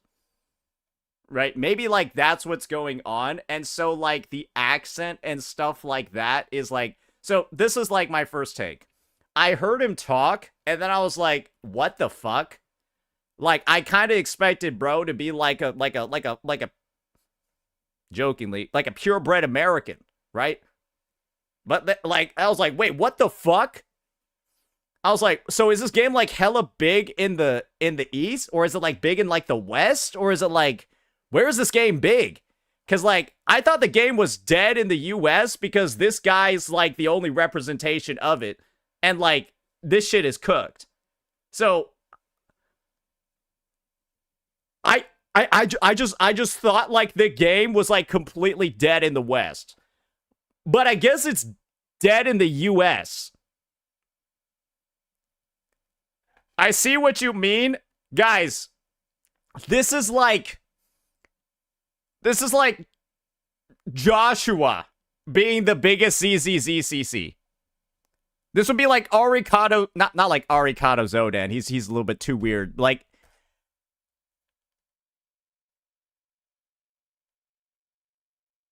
like, you know what I mean? It's like, I I did not see that coming. I did not see that coming. I guess the thing is, it's like a new channel and stuff like that. As far as I'm concerned, the game got like no viewership in the United States at the very least. But now I'm assuming the game's a big hit in Europe. And I've actually been beginning to realize gacha games are actually very big hits in Europe. People really like them in Europe. I think it's because of... This is basically how gachas work. They kind of like gachas, in terms of popularity, kind of like go like down and up based on like the wealth of a region. The wealthier you are, the more you spend on gacha, and the poorer you are, the more you play gacha. But when you're in like the middle of the road, that's where gacha isn't really played that much. The US is like middle of the road. But there are parts of the EU that understandably are getting into the poor end. And so they're getting a lot more into gacha. Because guess what, guys? What do people play when they don't have any money at all? No budget for like luxury gaming or like, you know, casual gaming and stuff like that. They play the free games that don't cost anything. And the free games that have the highest production value are typically the gachas. So the poorer you are, the more you play gachas. That's just, I mean, everyone knows that's how it is, right? There's no way someone's going to get offended by that, right? And so I'm saying, as regions of the world have gotten poorer, they started playing more gacha. That's the main point. So actually, as the economy does worse, gacha content creators do better because there's going to be more broke people who can't afford actual games. They'll go start playing gacha. And guess what's also free? YouTube streams and Twitch. Hell yeah, let it fall, brother. Hey, how do I fast forward to the next recession? Let's do this.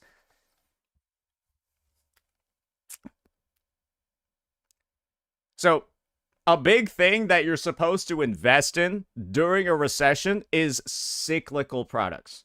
And guess what is counter-cyclical during a recession? Entertainment. Because a lot of people are going to have a lot of free times because they're not going to be working. Because they got fired. Because the economy is really bad. Sorry, I'm just trying to make light of the very depressing world circumstances at the moment. If you're somebody that's been personally impacted by any of the topical areas that I talked about, I am very sorry for you, but there's literally nothing I can do about it, so it is what it is. Yeah, I mean, the most that anyone can do nowadays is just be like, that sucks, man. Because the realization I think that a lot of people are starting to have is that, damn, all these people, they seem to be having a lot of problems. But damn, I got my own problems too.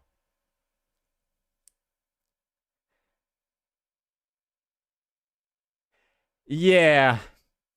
Yeah, suddenly nowadays, a lot of people, they don't have time for nobody else's problems.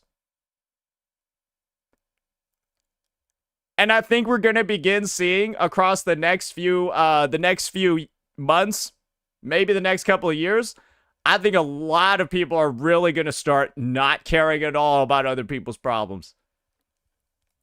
Because this is kind of how it works.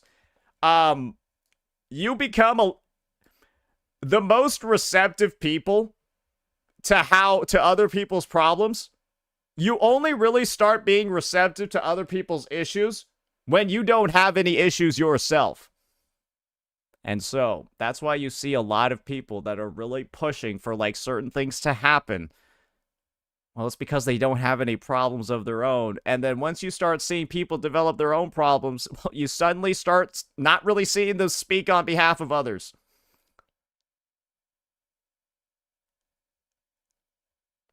Basically, the more problems you have, the more conservative you get. That's the takeaway. That's the takeaway. That's why after every recession, everyone's a Republican. I'm just saying it's literally been repeated in history. It's like, how can why would I vote for the government that's going to start worrying about other people's problems when I already got so many of my own problems?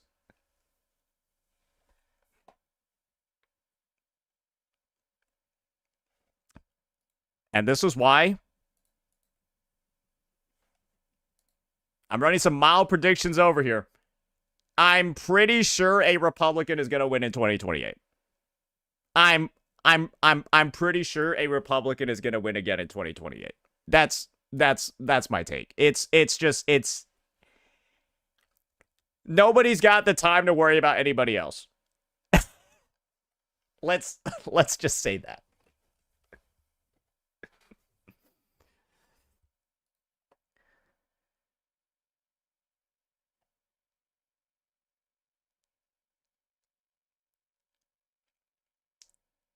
You should create a channel where you talk only about politics, guys. Guys, I think I'm good. I think I'm good. You wanna know why? Because I can't rage bait in politics, otherwise I'm gonna get, like, bombed. I can rage bait in gacha games, but I can't rage bait when it comes to politics. Like, it'd be terrible. I get killed.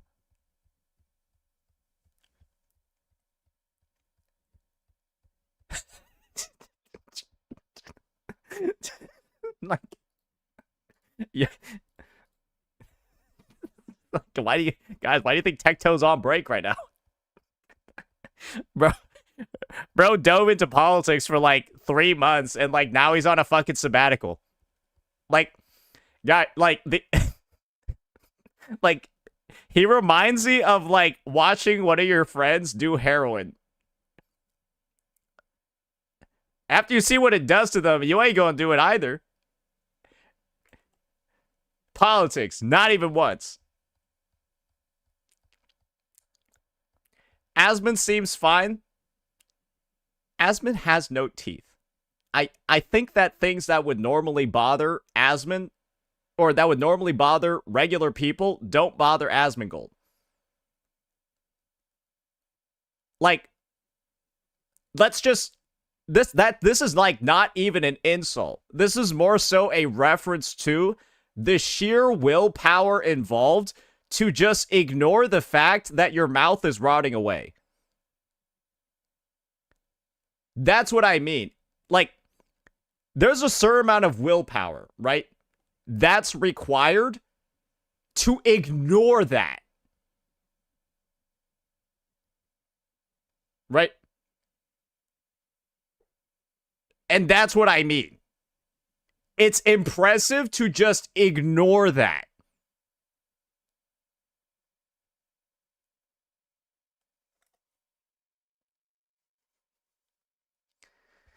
Can't he just buy fake teeth?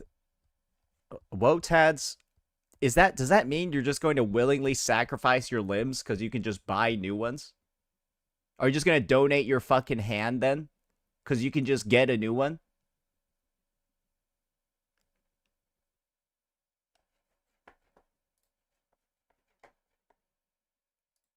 Bro, you can say that for fucking kids, too.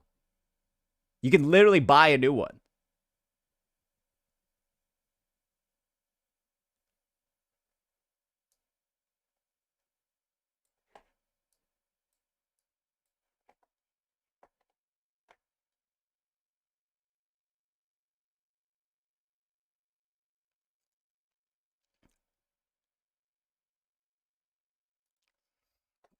Alrighty. Is it time for us to talk? I think it's time for us to talk. All righty, ladies and gentlemen. It appears that Wuthering Waves is now a finalist. It appears that Wuthering Waves has reached the top 5 when it comes to the Game Awards Players' Voice, a 100% fan-voted award. And when you factor in that this award is entirely fan-voted, and you take a look at the competition that Wuthering Waves has on its screen, I'm going to be honest, ladies and gentlemen, this is looking absolutely absurd. Because we've got a star-studded lineup ready to go, ladies and gentlemen. We've got Claire Obscure, Expedition 33, a game close to many individuals' hearts, a game that many are kind of like phoning in as the game of the year. Of course, it's top of mind for a lot of people. Then you got Dispatch, a superhero game, because there are no good superhero movies that have come out. I think that's the only reason why this game is popular. Disney, get off your lazy ass and actually make something fucking good, because right now people are looking to video games because you can't publish anything proper in 2025. And then, none other than the game that is the easiest imposter over here. We've got Genshin Impact. And holy moly, you know Feat Supremacy. I'm sorry, what is that? Hold up, give me a second here. Was that, did you just give 200 subs? Yo, brother, are you Jeff Keighley? Yo, Jeff Keighley in my chat? Hey, yo, Jeff Keighley in my chat? Hey, gooning is good. Hey, gooning is good, brother. Hey, keep loving all the feet that you can love. Appreciate it, brother, man. Holy shit. Holy shit. I don't, like, and this is the thing. I don't know if it's the same dude that was on YouTube. There was a dude on YouTube doing this the other day, and I feel like he made a Twitch account just so he could spread the love on both platforms. Anyways, man, appreciate it a ton. Hope you are doing well. And I hope the investments are doing well as well, because I know for sure you got a bussin' stock portfolio. Anyways, we've got Genshin Impact on the screen, ladies and gentlemen, and I think it's fair to say everyone can tell by now this game is clearly the biggest imposter up there, and it's going to be the focus of today's video because we've got a bit of a discussion to make. And our last competitor, and this is one that I think a lot of people would be happy to lose to as well, a good nostalgia pick from back in the day. Hollow Knight, Silk Song, not Slick Song or whatever the I don't know what it is with Jeff Keighley and typos, but bro literally can't control himself. It's quite a star-studded lineup, and Wuthering Waves, it's finding itself over here, and I'm not gonna lie, it kind of seems like one of those games that's standing out a decent bit. But I'm here to talk about the real big issue that we have on our hands. And that's something that's occurring in both global and in China. And that's the rampant amount of doom posting. It's the rampant amount of misinformation. It's the insane amount of marketing work that Hoyo shows are doing, not to bring Genshin Impact up at the forefront so that people want to vote for it. It's to doom post and shit talk Wuthering Waves so that people don't vote for it. Imagine that your route to a victory or your route in a competition isn't to perform so well that you get voted to the top. It's to lie and spread misinformation about your peers so that people don't vote for them. That's the objective. And let's go ahead and see all of the absurd fucking ways that these individuals have been trying to accomplish that. And we're going to be covering this knowing that voting is going on right now, so we can address every single piece of misinformation that's been spread about this game over the past few weeks and break down why all of them are complete, utter fucking nonsense. So, if you've been keeping up with Twitter over the past couple of days, you have likely seen this post over here. And this post encapsulates a lot about what has been going on Twitter. You had people lying about the Wuthering Waves 2.8 quest, getting Japanese politicians involved, applying a bunch of sexual undertones, very, very nasty implications just from using the word senpai. which just is the same as saying sir or ma'am in the US. Then you got people lying about mobile graphics. And then you got people lying about Mornier's art being AI. And they're getting published in Japanese news sites. These are all posts that have literally gotten community noted. And these are all posts made by individuals who are clearly there to drive engagement, rage bait, and in Bogdano's case, with their blue checkmark, make money. However, when you get community noted, you can't monetize your actual posts. So there's literally no actual benefit from doing any of these things. All these people are doing is A, rage baiting, B, getting immediately corrected for their rampant misinformation, and then C, they get clowned on by other Twitter members, by the gacha community as a whole, and in the case of these individuals, on literal fucking news sites. On literal goddamn JP. Like, this is gonna be straight up in fucking Japanese, right? You got motherfuckers caught in 4K on the literal Japanese websites. Like, you can tell I can't read this shit and you can't neither. But it doesn't end there. Guys, they did all of this before rounds 1 and 2 voting. This was all already out there. And Wuthering Waves made it through, literally, some of the most adversity I've ever seen a game have to deal with. They're not even talking about real issues that are in the game. That's fair criticism, right? That's something that should be talked about. Actual critiques. But they don't even get to fight that. Wuthering Waves has literally had to box shadows, fake fucking critiques from people who are making it their lifelong goal to just support a game for free. And the game they're supporting is Genshin Impact. And the reason for it is just because it's made by Hoyoverse. They're doing all of this for free, ruining their own reputations. And in the case of Lycurgus over here, the guy that spread the Mornier AI misinfo, guys, his account has been banned on Twitter.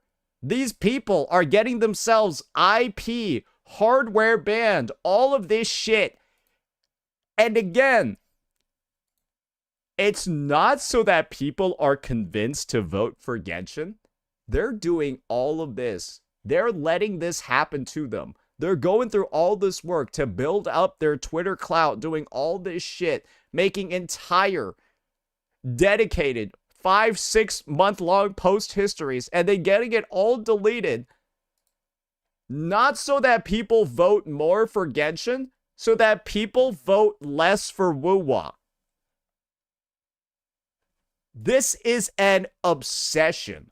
This is a literal mental illness.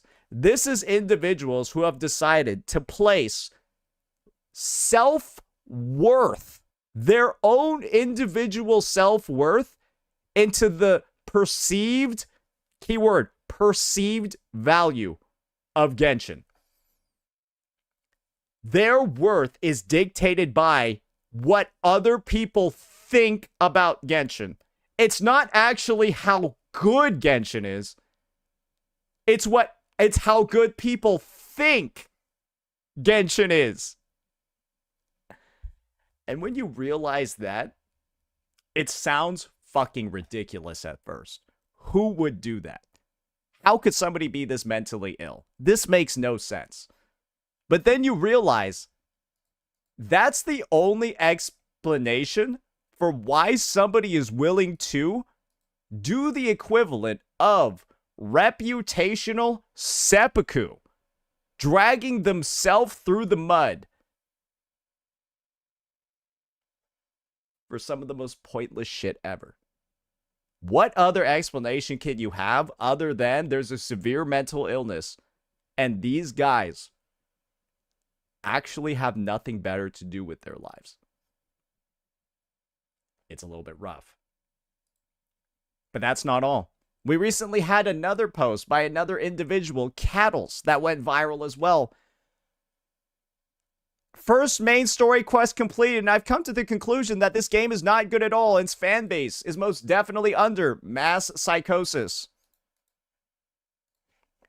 Guys, this is a 23-year-old unemployed furry because they're so poor and so broke they can't afford a copy of Windows, which in 2025 is about $10 on eBay. A broke, jobless, unemployed furry who glazes ZZZ's story, the game with the worst story in gacha, telling you that you are mentally ill if you like Wuthering Waves.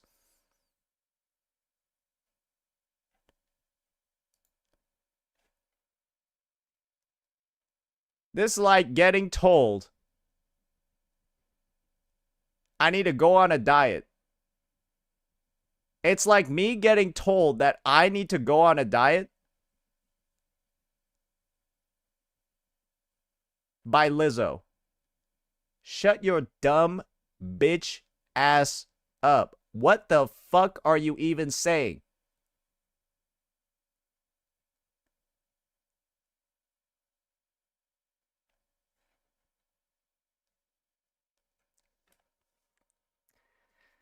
Sorry, Lizzo fans. I had to think of somebody, and I was like, you know, that might offend them. Yeah. I was really thinking there for a second. And then I was also thinking, I almost had like a double take. I was like, wait, did Lizzo lose weight? I think I saw something in the news about her losing weight. Did she actually? Fuck it, whatever. Okay, just send it.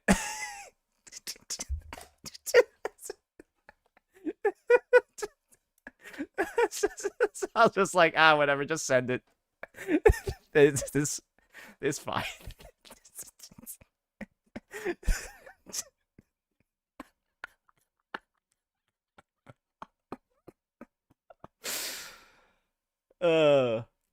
Anyways, that's some of the stuff that's been happening over in the West. And there's an explanation, right? It's clear. This is all happening in the West. It's getting recognized in the East because these guys are really, really, really upset about the Game Awards.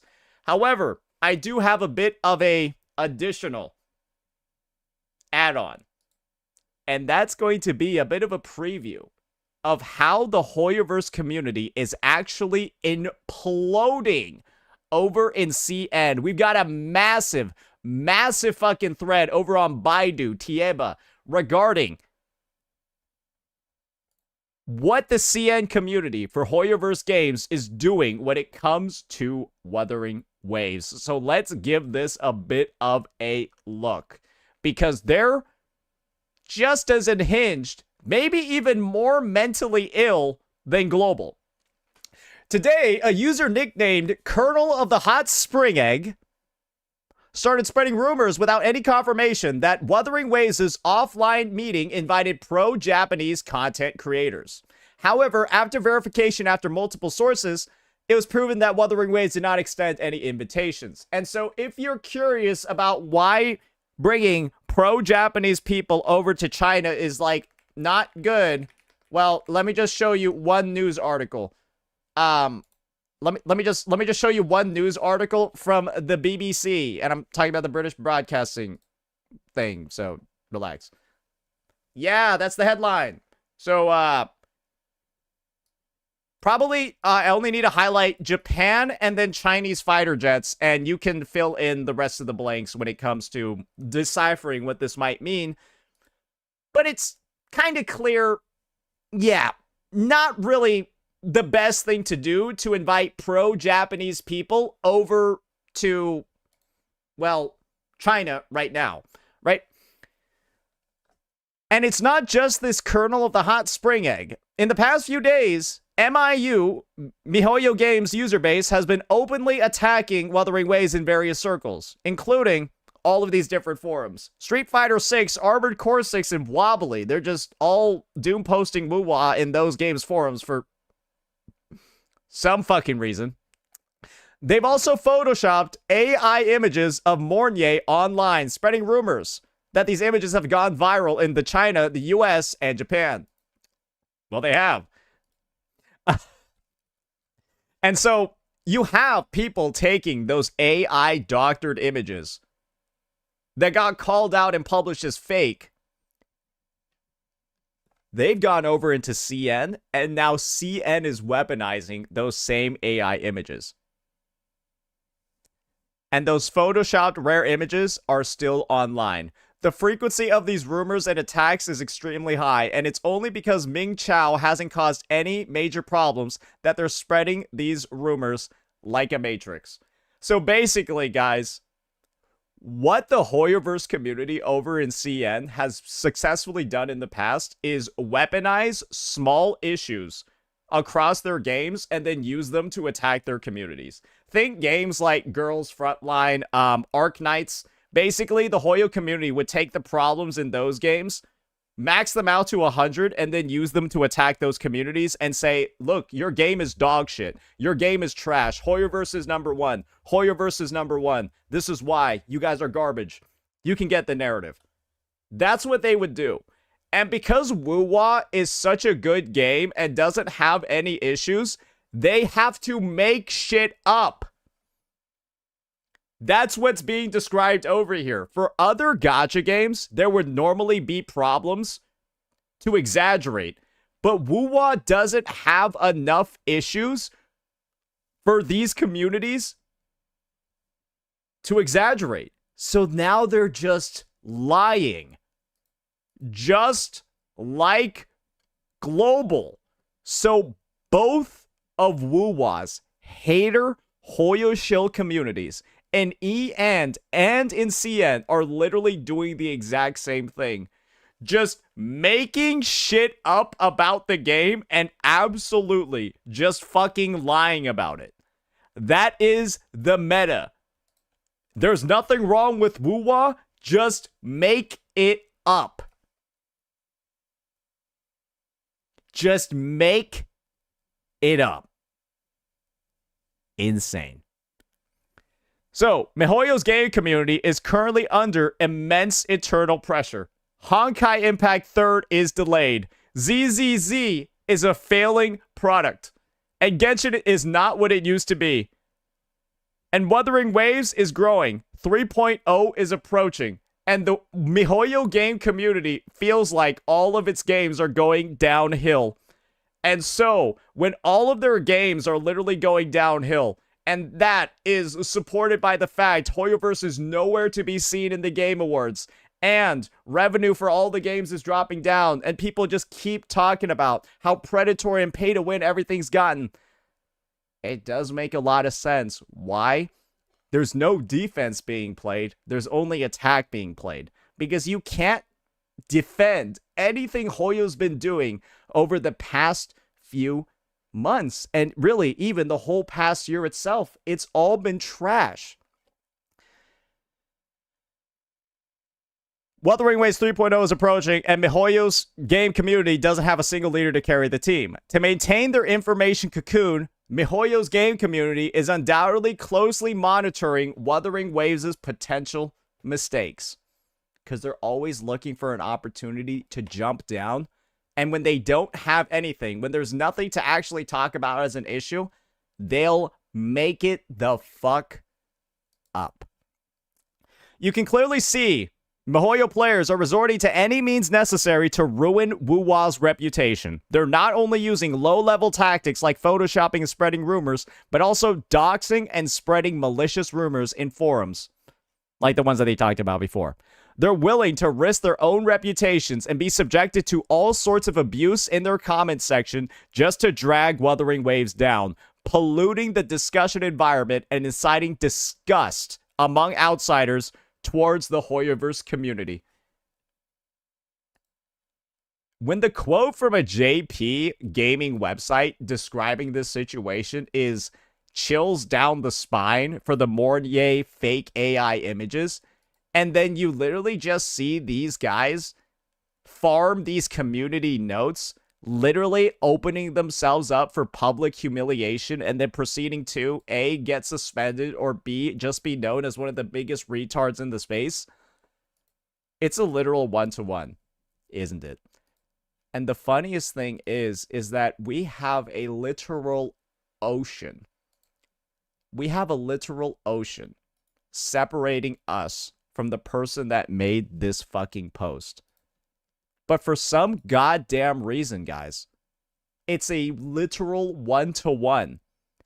It's a literal one-to-one, guys, with what we're seeing in the US. And so what's probably clear to see from this entire situation, and you can see I translated the post myself. It's again pretty much exactly the same. Retardation doesn't have any language barriers. There's something about Hoyoverse games. There's something about Hoyoverse products. It's like stand power from JoJo, except instead of having stands, they all have a mental illness, and they all end up like attracting each other, and they just congregate into one spot. It's like, what do you have? My superpower is schizophrenia. I have dissociative identity disorder. I'm autistic. That's probably like what their meetings go like. It's insane. Because how the fuck is it exactly just a one-to-one in China and the US in these global communities when it comes to hating on Wuthering Waves? None of it makes any sense. None of it is actually real. It's all made up. And then people don't care that they're just lying and being caught for lying consecutively. It's like these guys, they all have nothing left to lose. And these are the actions of people that don't have anything left.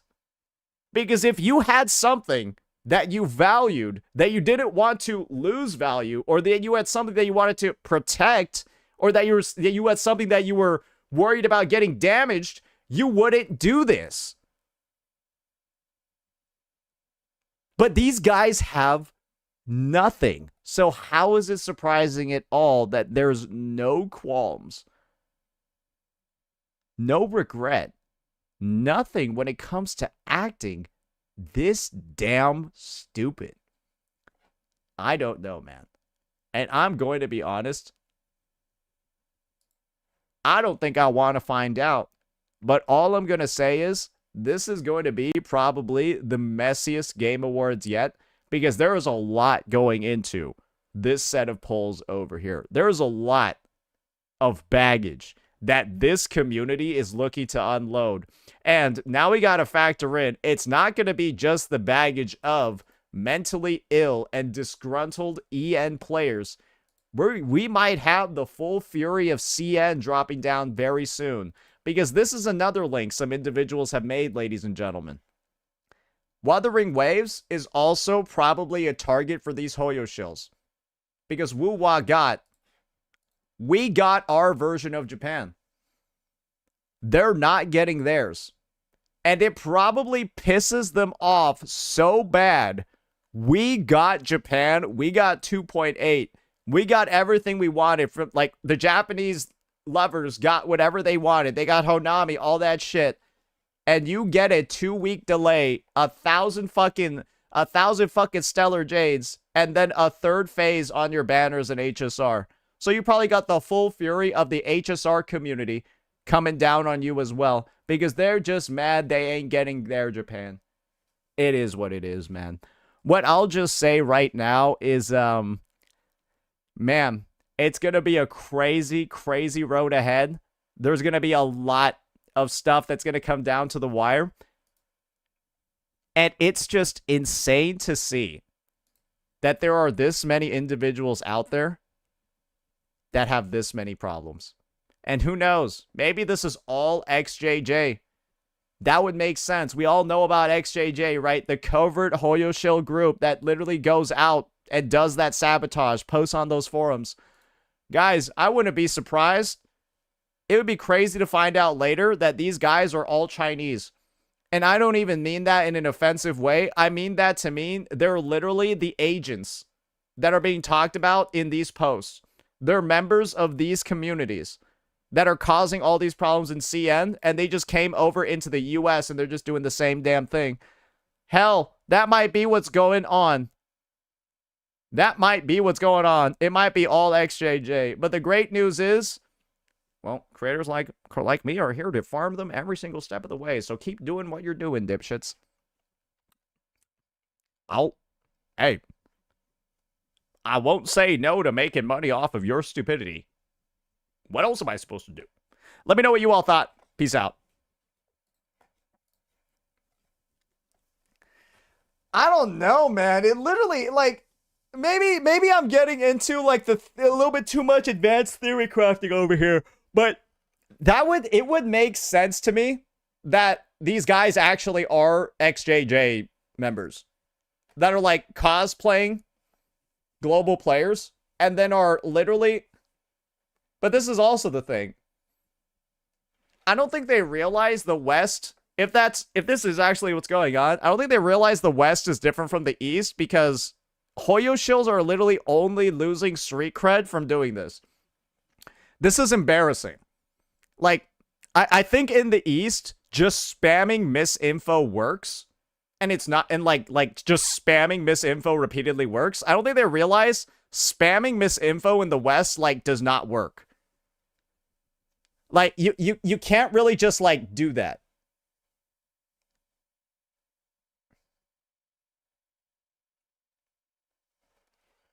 XJJ hired... Oh my god, you're right. Wait, that makes sense. Yeah. Basically, if you have money in China, you go to college in the US. If you're well off in China, you basically go to college in the US. That's how it works, right? That's why and the US makes a fuck ton of money off of them, because their tuition's like double the cost of, like, domestic students. So they take a bunch of fucking Chinese people to, like, farm.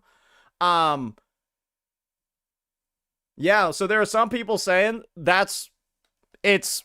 it actually is pretty viable that these are just XJJ members who went to college in the US and they're still retarded.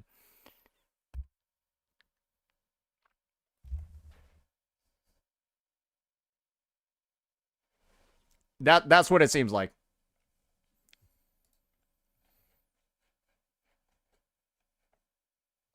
And so that way you've got an idea. Genshin Impact? No, that one's for girls. You can't play Genshin Impact. Nice. Yeah, Genshin... Yeah, fellas, Genshin's gay. Genshin's gay, fellas.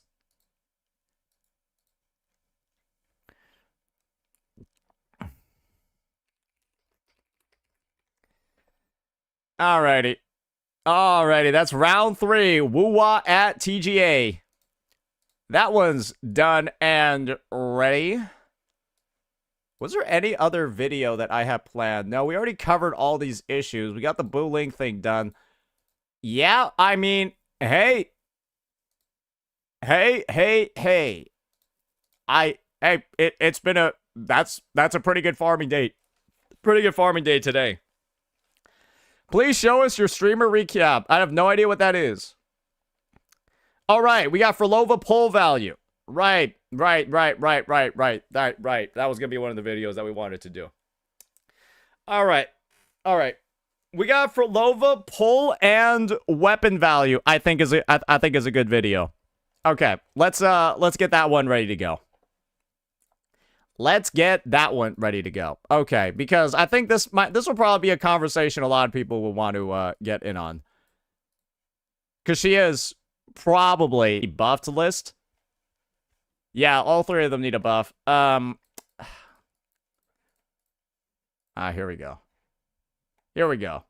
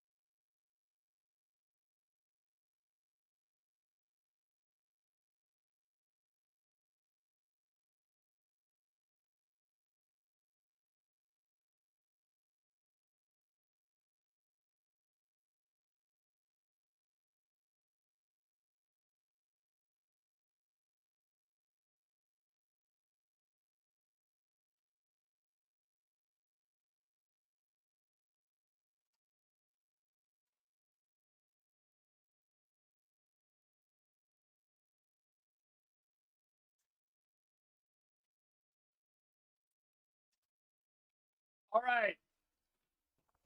All right. I'm back. I am back.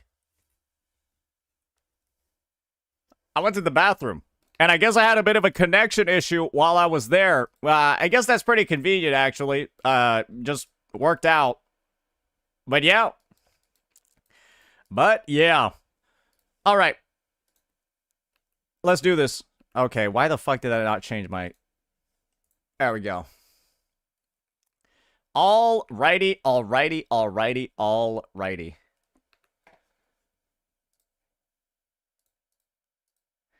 Let's get this one going. Alrighty, ladies and gentlemen. Today it's time for us to have a bit of a discussion about a rerun character. It's going to be none other than the unit on my screen. We've got Phrolova, because we've just gotten the official reminder from Kuro Games. We just gotten kind of like the official announcement that, well, her banner, her first rerun ever, is coming up. And what I wanted to do was give a bit of a breakdown on just how viable she is, whether or not she's going to be a good add to your account, and perhaps most importantly of all, talk about how her position in the meta has evolved with every new character that's come after her release. Because she's gotten a lot of support, has gotten a lot of team replacements, and currently stands as one of, if not the strongest DPS unit in the game. So let's go ahead and start breaking it all down, starting with the character. So Phrolova over here is essentially a very, very, very unique DPS unit. And why I say she's unique is very simple, because she's actually a character that starts off the team's rotation. Her goal is to essentially build up her Forte circuit to its 6-stack max, and then use a special heavy attack called Scarlet Coda over here, does big damage, counts as an echo skill too, and that gives her access to her ultimate, where she proceeds to jump on a cradle, summon Hecate, and then Hecate starts attacking for her. And then Hecate interacts with her team, right, by going ahead and performing nice enhanced attacks every single time one of her teammates uses an echo skill. So that's her main synergy. And as her teammates use more and more and more of those echo skills, she builds up this resource called Aftersound. And then as she builds up more Aftersound, she buffs her own crit rate, her crit damage, buffs it even more once it reaches a cap, and perhaps most importantly of all, she adds additional damage multipliers onto that big Scarlet Coda nuke, or that big Scarlet Coda attack in her kit. So yeah, you can see she's got a very, very, very interesting moveset. And then to top it all off, she has her own buffing outro skill. So she can not only be used as a main DPS starting off the team's rotation, but she can also be used as a sub DPS too. That focuses more on the buffing side for certain characters. And let's be entirely real here. That's a lot of roles in one kit. So let's go ahead and start breaking down why she's actually so strong. So Phrolova currently has, and we'll just be using the TOA over here as a bit of a staging ground for it. Phrolova, and the reset just occurred, by the way, so yeah, well, that's how you know this is fresh. The way that she works is actually pretty damn simple in combat. And let me just go ahead and get my actual volume up so we can hear everything. All right, here we go. The way that she works is actually really, really, really simple and pretty damn intuitive. She's got one of the nicer on-field playstyles in the game. So, I've already talked about her kit just from like a breakdown perspective. We're going to get into the live gameplay demonstrations right now. Her best overall team at this point in the game is going to be a combination of her, Chuyan, and then in the third slot, you're going to be having Cantarella. Cantarella is also going to be rerunning alongside her. Having one of these two units, either of one of these two, makes Phrolova feel very, very, very good. If you're missing Cantarella, feel free to sub in a unit like a Havoc Rover, assume that they're Havoc, not Spectro, or even, hell, a Dan Jin, and you're pretty much fine. If you have only like a Chu Yan, though, for example, well, just go in and put in a Shorekeeper, or just go ahead and put in a Varina. And then you get all the team slots done from there. Or, God forbid, right, you also have... Sorry, I forgot that this character exists. You can also go Cantarella with Rosia. This used to be the original best in slot team, but it has been... The clown has been replaced. But yeah, this is essentially the strongest team that she can run right now, and the reason for that is simple. Both of these characters have 4 Echo skill casts built into their kit. Yeah, that's a lot of them. And so what that means is that Hecate gets to do a bunch of her enhanced attacks, and the team's DPS is crazy. So let's just make sure everyone's geared up. Okay, we're looking good. We got Emerald Sentence over there, and then we also got Cantarella's looking equipped as well, and Phrolova's looking really good too. So let's go ahead. Let's take a quick look at this.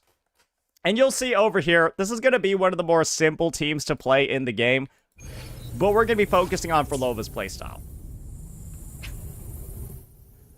So, the goal with Phrolova is actually really simple. You just go in, basic attack, right? And then I get access to a skill. Then you just echo skill, and then just keep spamming stuff. And you see I'm building up the chords. I'm already maxed out.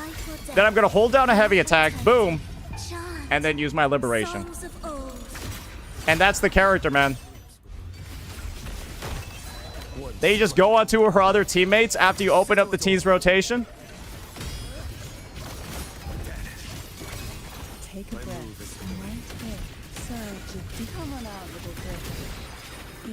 And then you just start blowing up the boss.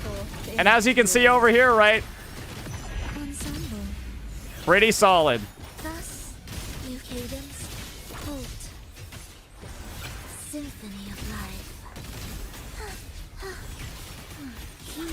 And then you just keep doing it over and over again, right? I'm not gonna go ahead and say that Phrolova's like the craziest, most difficult, or like action-intensive character in the game. She's quite easy, right? And you'll notice that the enemy can't really do a lot while she's on field. That's because she regularly applies CC with pretty much every single one of Hecate's attacks. You either group them, or you stagnate them so they can't move. So she's got CC built in. She's got CC on her on-field rotation, and then she got CC off-field when her teammates are doing attacks. The end result, as you can probably tell, is that this unit is really, really, really strong. But this is the thing. I've only done floor 3. And this is where stuff starts getting really important. I've only done floor 3. You have a 2-minute max. Remember that this character gets stronger every single time one of her teammates uses an echo skill. Because every time they do, Hecate does an attack, and then she builds up the aftersound. So when your time limit is only 2 minutes, you have less time to fight and less time to build up this aftersound. But when the fights get longer, in floors 3 and 4, with those fights getting longer, ladies and gentlemen, you have even more opportunities to build up that aftersound. And the end result is that this character wasn't necessarily the strongest unit on the planet in the TOA prior to the new floors. She's definitely one of the strongest ones, if not the strongest overall one right now. So that's something to keep in mind too. All right. Yeah, I think... Okay. Great. Great. So that's the point that we're going to be making over here across floors 3 and 4. However, some people might be saying, well, Saint, of course, every single character is going to look really, really, really good when you use their most strongest team ever. So why don't you try with something a little bit more free-to-play friendly instead, bucko? You're showing her off with 2 premium units. So why don't we go ahead and do that? All right, so this is going to be the differentiation that we're going to be making in the team slots over here to make that goal a reality.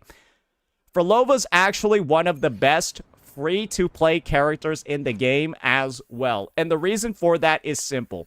she gets some absolutely obscene levels of performance, assuming that you're willing to do a bit of investment in her.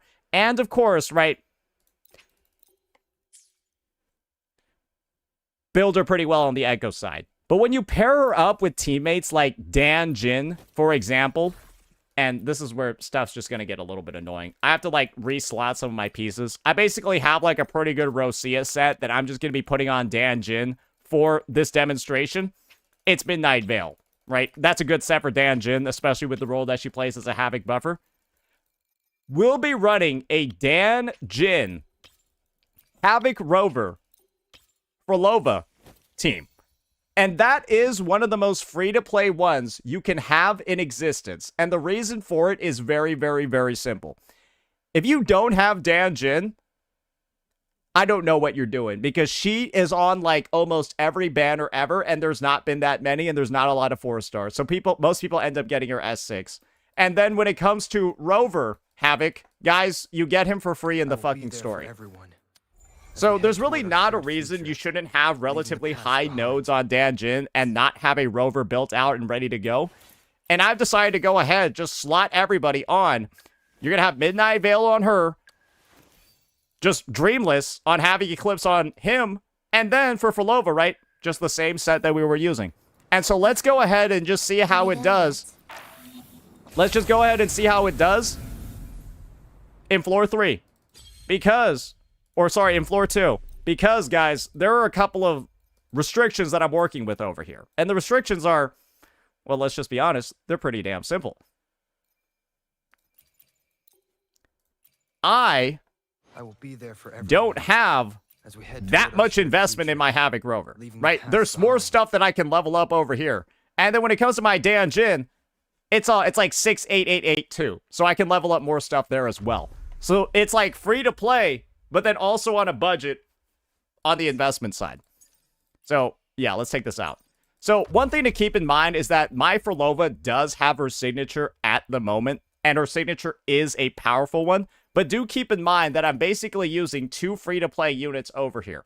And so, if your expectation is that I'm using 2 free units, and then also not using a signature weapon, I'm gonna be real, man, that's kind of a lot to ask for somebody to be clearing some of the hardest endgame in the game when you're giving them that little resources. So let's just see how she does with Lethe and Elegy, her signature right now. And this will be, again, the Giga free-to-play showcase.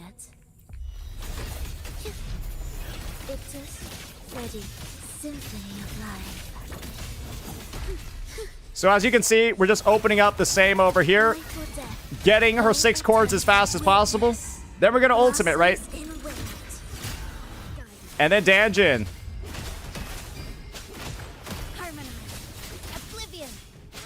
And then she just does her very, very, very fast concerto rotation, right?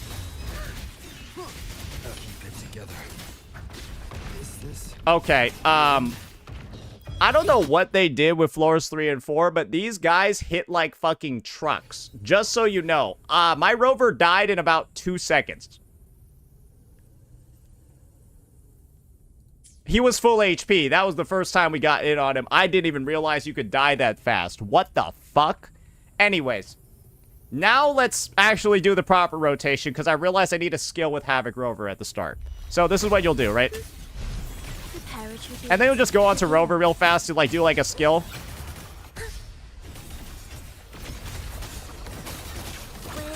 And you can kind of see over here, a little bit complicated, but nothing too crazy. Then we're going to go back on Dan Jin over here.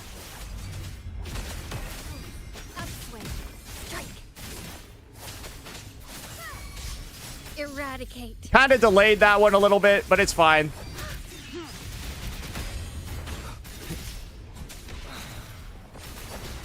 All right, we're going to do this big old hit over here. Boom, boom, boom. Oh, wow, that was huge.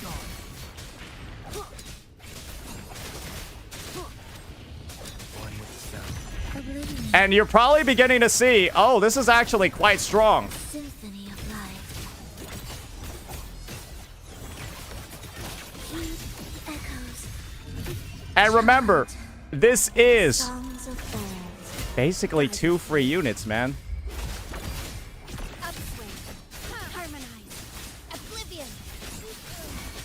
No mercy. And I know my Danjin's not really doing any damage. Nowhere to hide. None shall whisper. I know she's not really dealing any damage, but come on, man.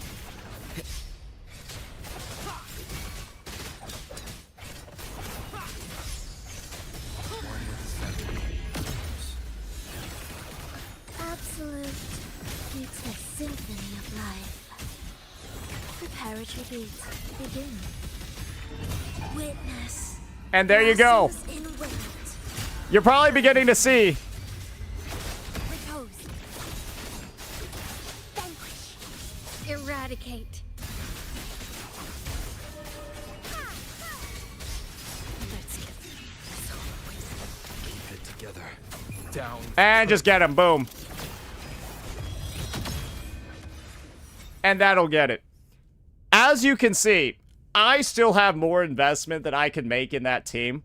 I could definitely play that team better because this is only the second time ever I've played that team.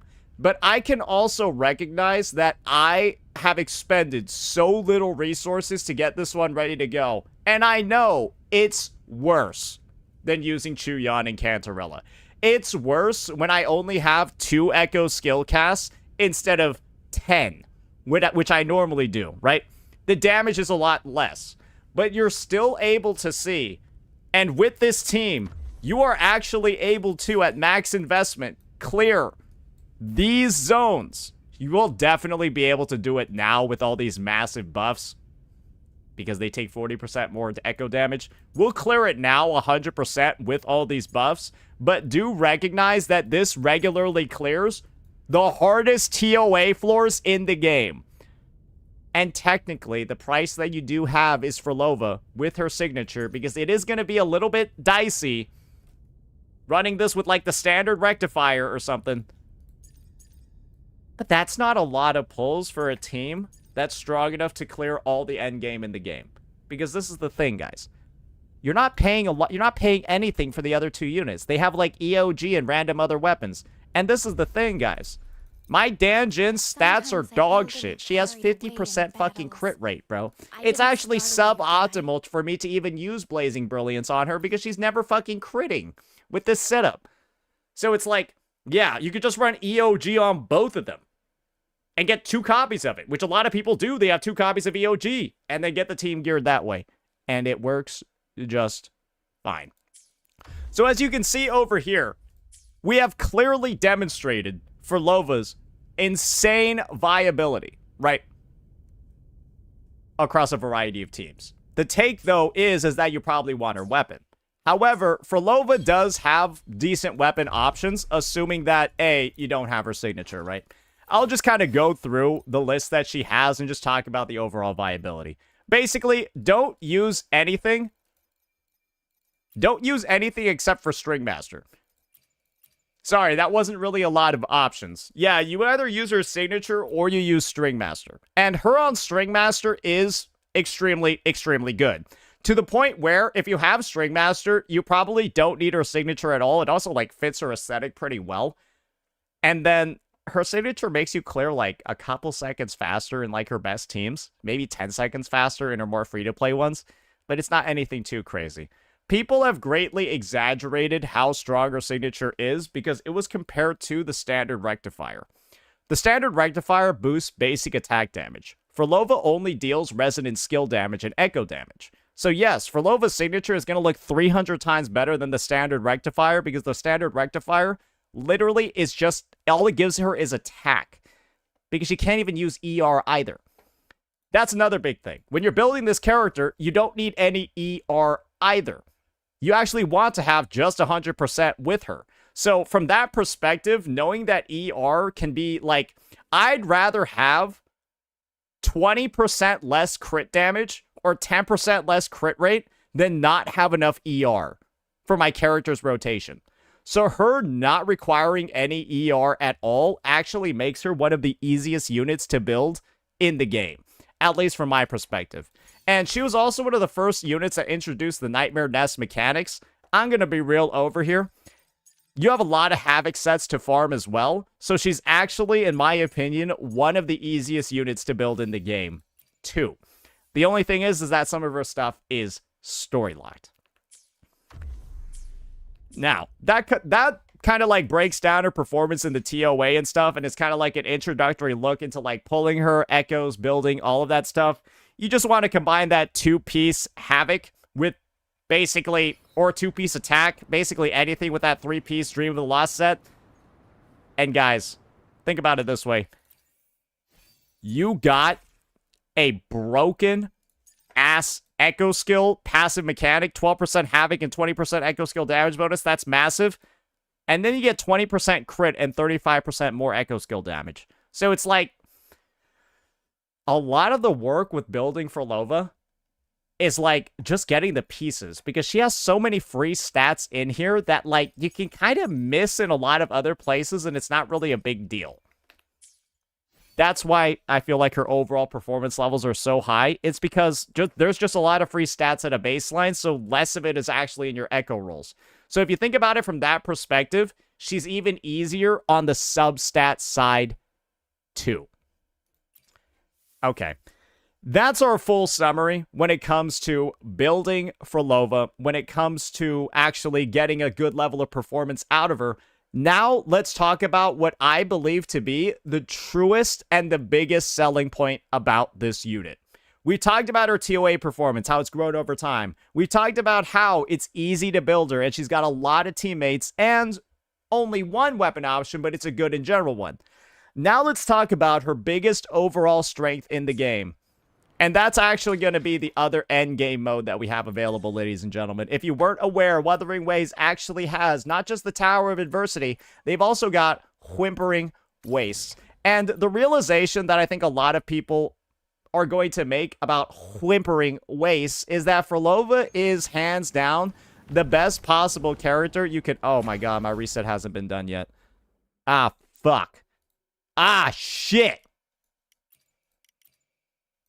Do I just need to do 11 and then... Do I just need to do 11 and then 12 unlocks? Fuck it. Fuck it. Yeah, surely I only need to do 11 and then 12 unlocks. Let's just show what she does. Let's just show what she does at a baseline. Yeah, let me just use this damage amp token with Chuyan and Cantarella. And on this other side, fuck it. Who do I use? Yeah, well, on this other side, we'll use Mono Fusion. There we go. There we go. Perfect. So, editor, you can just show only the Phrolova stuff in here. But yeah, this is only going to be floor 11. That's why it doesn't really matter that much. Cadence, pulse, symphony of life. It's just ready. As you're seeing, right, this is a disgusting amount of AoE. They're just getting, like, juggled. Chuyan doesn't even know where to attack because they're all gone.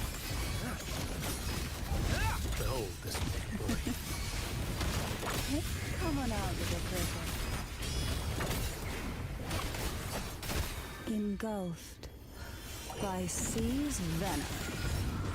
Ensemble. Thus, youth preparatory beats begin. I just remember every single time I end up playing this unit in Weewa, I feel like I'm like a well-oiled machine. Then I realize, bro, wait, she's killing them too fast. He can't track with his intro because there's no enemies on the field. Settle it all. Take a breath. I'm right here.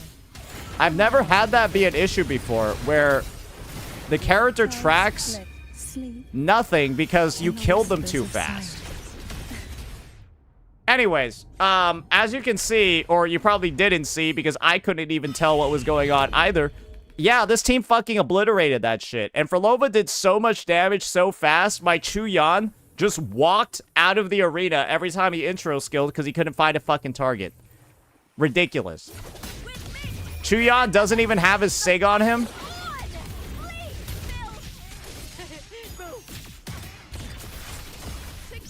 We were missing 20% Echo skill damage in there. Chuyan's weapon provides like Brother, did you just donate 200 more subs? You're crazy, man.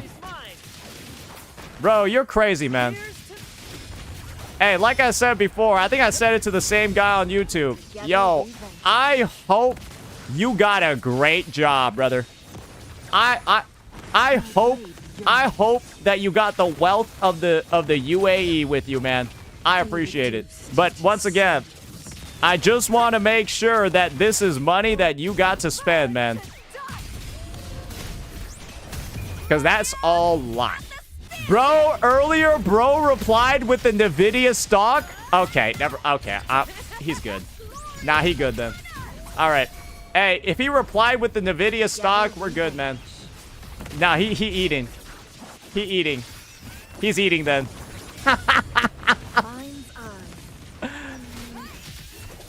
Nah, check on him. That much is normal.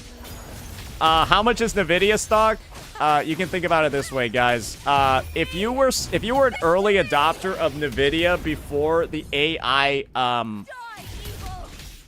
let's just say, depending on the type of assets that you held, you could have potentially like 100x'd your investment, like within like a couple of years. I'm not even lying about that. It depends on if you got like calls or something. But yeah, NVIDIA, okay, I see now. Never mind. Nah, he's good. Just basically, chat, he's good. He's probably good.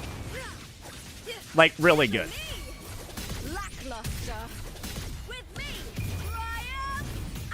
Don't do options. Fair. Okay. All right. The fact that he came in here and then said that he's not doing options, chat, that's good.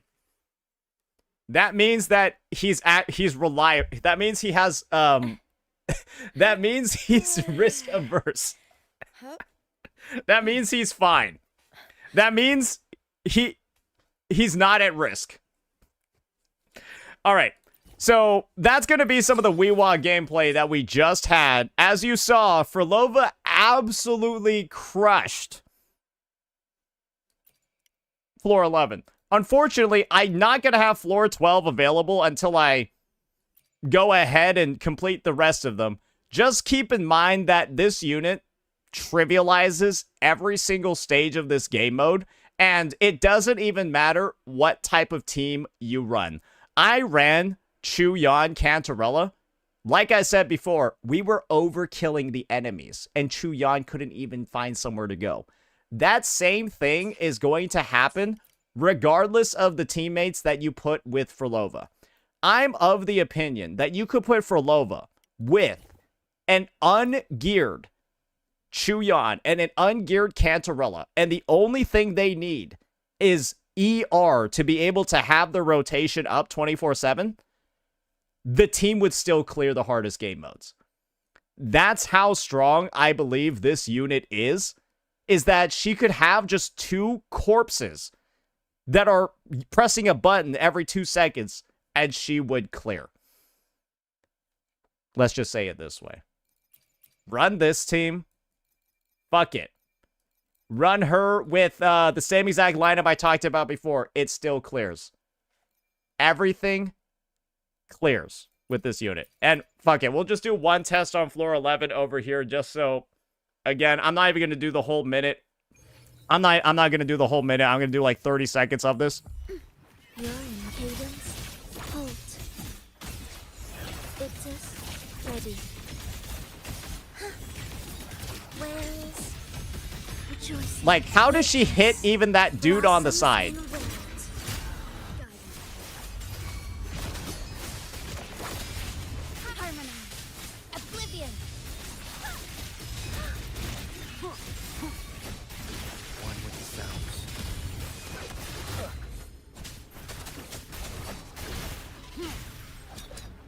Down with the curtain. Like, are you guys beginning to see what's going on over here? Annihilation. Symphony of life. Life or death. No alternative. Chant. Songs of old. Bro, that like, bro, why was you like cracked up like that?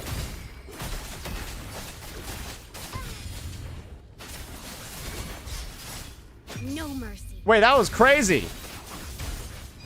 Be gone. Shadow descends.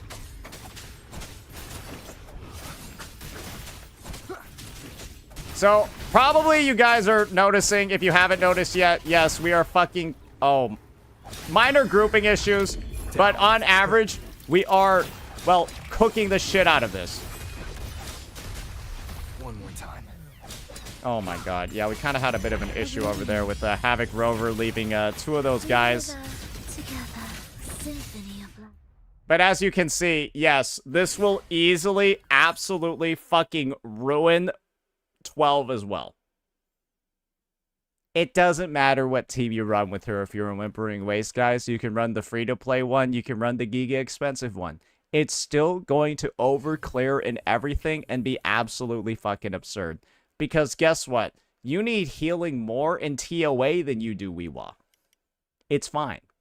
So, she excels in Weewa. She excels in TOA. I think Phrolova does have weakness, though, in some of the endgame content. I think Phrolova isn't that great in holograms. And the reason for that is simple.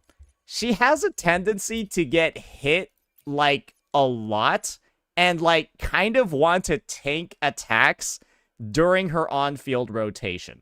And when you combine that with hologram fights, the end result is that you're going to die very often. And the thing with Phrolova is that her teammates, visual effects, they're very big. So I can't see anything going on when I'm playing her teams. I think there are definitely way better characters to use in holograms. I'm not going to go ahead and recommend Phrolova at like a baseline. You can try to work with her. I just think it's going to be really painful to try to work with her. No, Chuyan does have a signature. Yeah. I think it's just going to be really painful to try to work with her. And so let me just show you exactly what I'm talking about over here. We got the False Sovereign ready. Well, he's got Havoc resistance. Okay, let's do Fleur-de-Lis. Let's do Fleur-de-Lis as an example, right? Holy judgment. Symphony of life. The parrot repeats. Begin. So, Fleur-de-Lis doesn't do a lot of attacks at the beginning, so it's not a big deal to do our attack chains. Mandate call. But as you're beginning to notice, right, I can't tell what's going on anymore. Do you know what's going on? Do you know what's going on? I can't see. Into the endless deep. Oh, she's in the middle of the arena now. To sunken depths. Bro!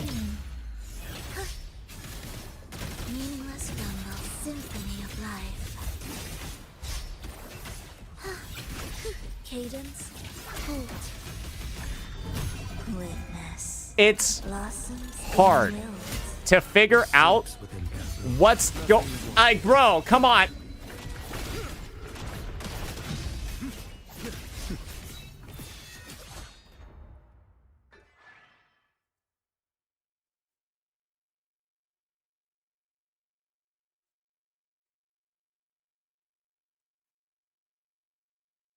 Bro, does that look even slightly playable? Does that even look slightly playable? Does anyone even know what's going on? This is my take. Is that, yes, the team is strong and everything. I think it's literally one of the worst hologram teams in the game. Because, bro, bro, she's over there. Purge has come.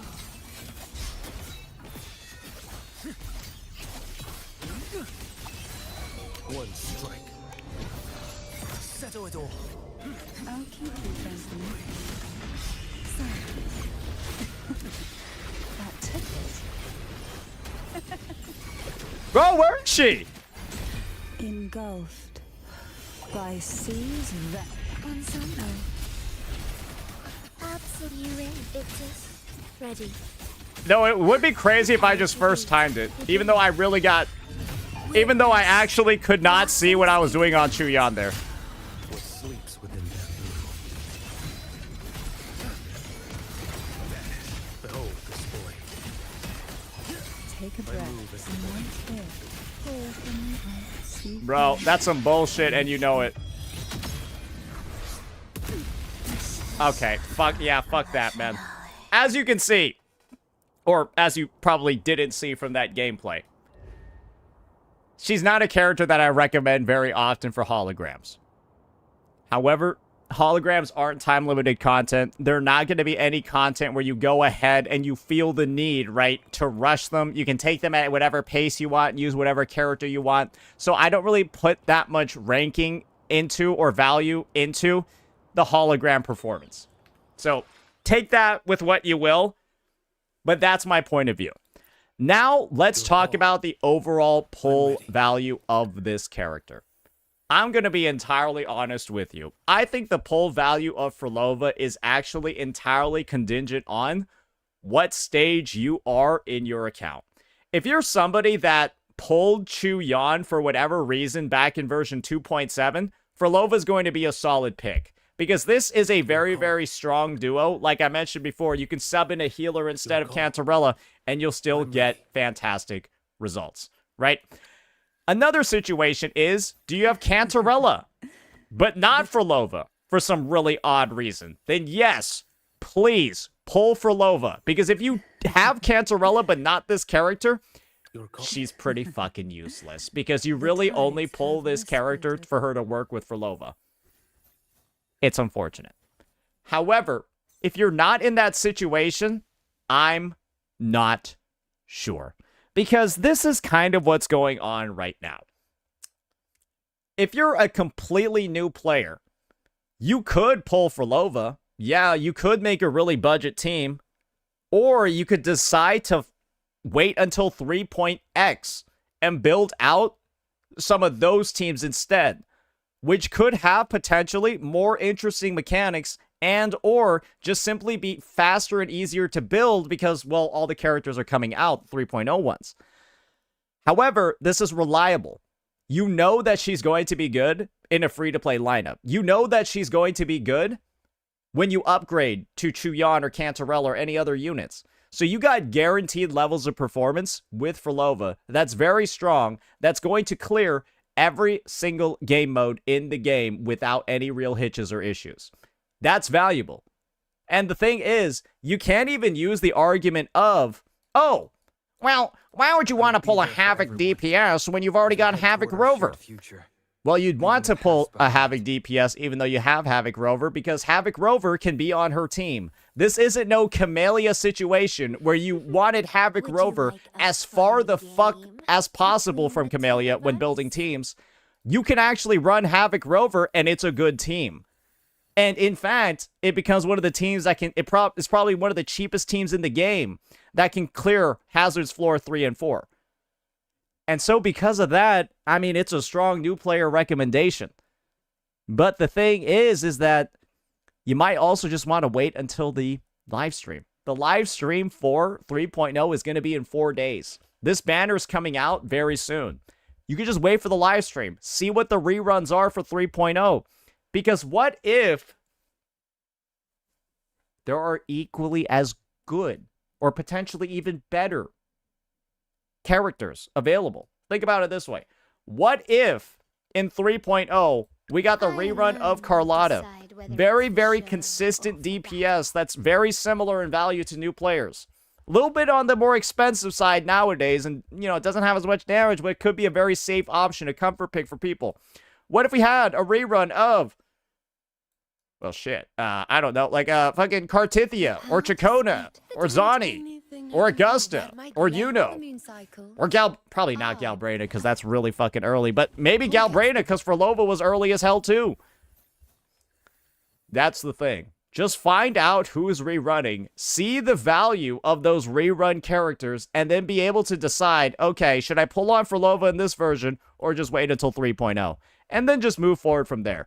But I don't think that this is going to be an easy decision for a lot of players to make. because she's really strong.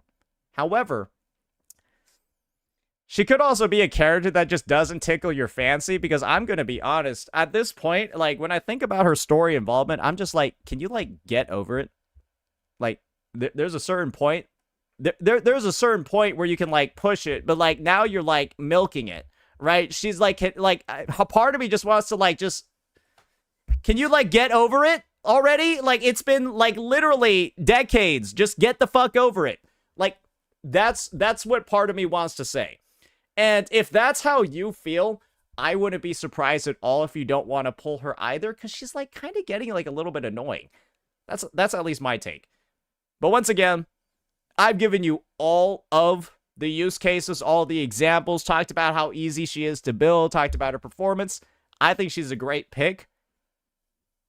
If you don't have her, strongly consider it, because she might be an asset, she might be a team, she might be a unit that you use for potentially years on end, because she does have a surprisingly very, very, very satisfying playstyle. So yeah, that'll be it for this one, ladies and gentlemen. Let me know what you thought about all this, and peace out. All right.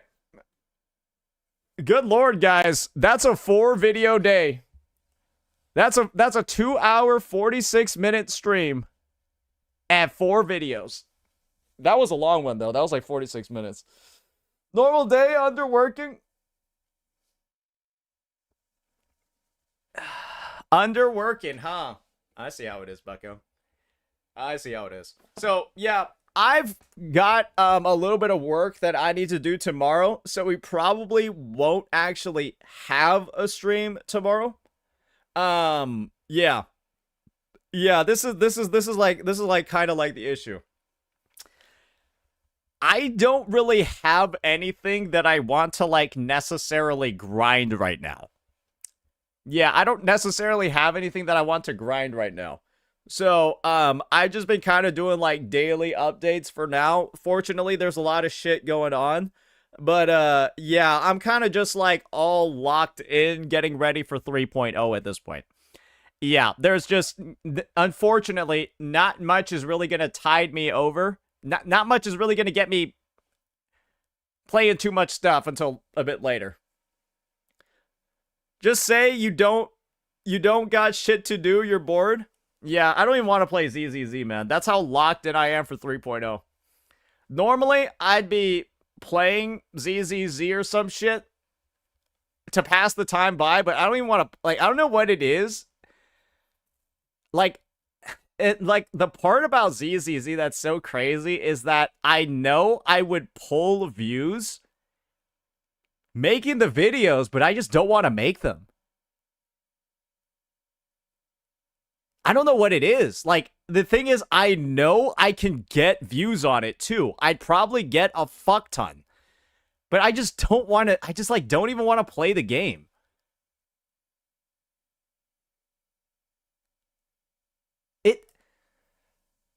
Guys,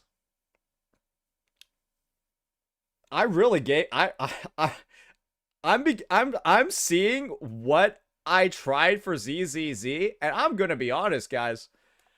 I feel like I did too much. I feel like I actually did too much. I gave ZZZ too many shots.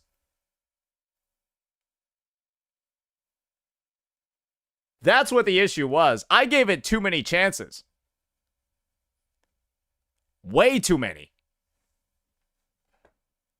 I don't even know why I came back to the game after 2.1. I should have never fucking logged back in.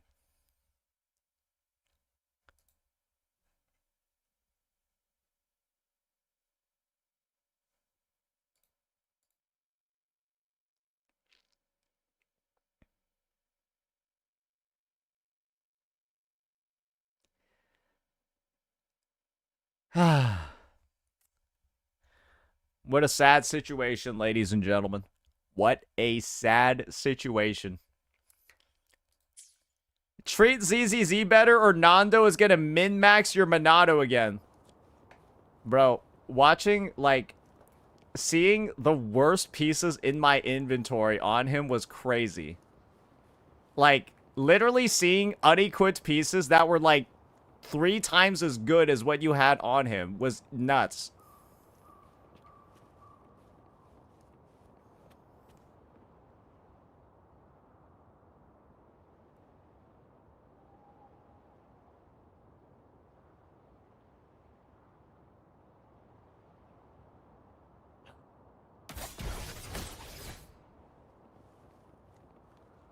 Man. You know what I need, guys? I need, like, more regular fucking reset days. That's what I fucking need. Because right now, I'm gonna be honest, guys. I feel like every gacha CC is actually on the verge of crashing out. That's what I think.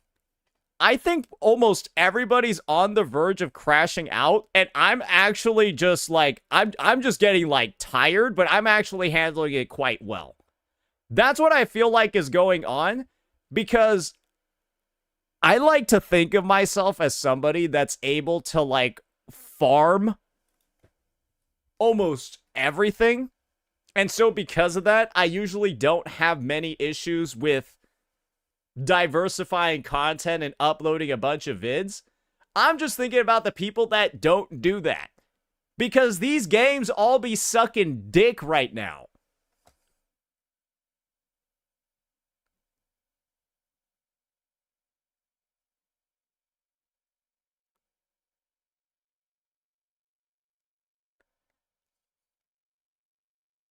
There's just so little to like cover in these games. Except when shit's going fucking awfully. So, like, genuinely, like, I don't know what's everybody else doing, bro? Like, what is everybody else doing? I don't know. Skipping meals.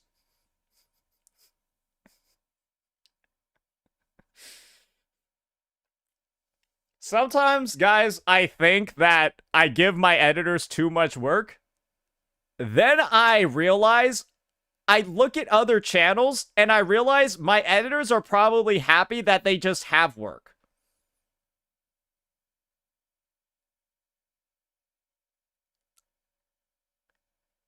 Because, like, some people, they not be working right now. Some people's editors are not working right now.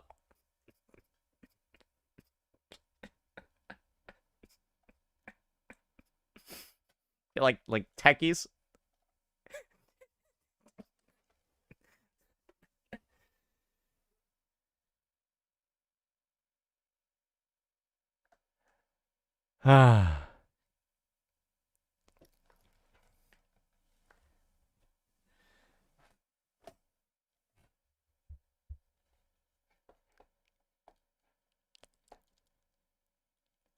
Play Dota? I guess this is the thing. Part of it isn't. So this is, I think this is basically like the main thing that's going on right now. I like to view my time on stream, right? I like to view my time on stream almost as like, that shit got like a battery life, right? And there are some things that let me go to like 100%. But like right now, I don't want to be below like 50% charge by the time live streams, kits, all that stuff starts coming out. And so that's basically why over the next 2 weeks, I'm going to be like, it's going to feel like I'm a little bit more part-time. That's basically just me cultivating my fucking energy and mindset to be fully equipped for 3.0 and beyond. Because this is kind of the unfortunate part. That's also because 3.0 is also going to be competing with this thing called the holidays. So in a way, the holidays is one of the more stressful time of the year, right? But then we got also that other shit going on. But right now I have nothing to do.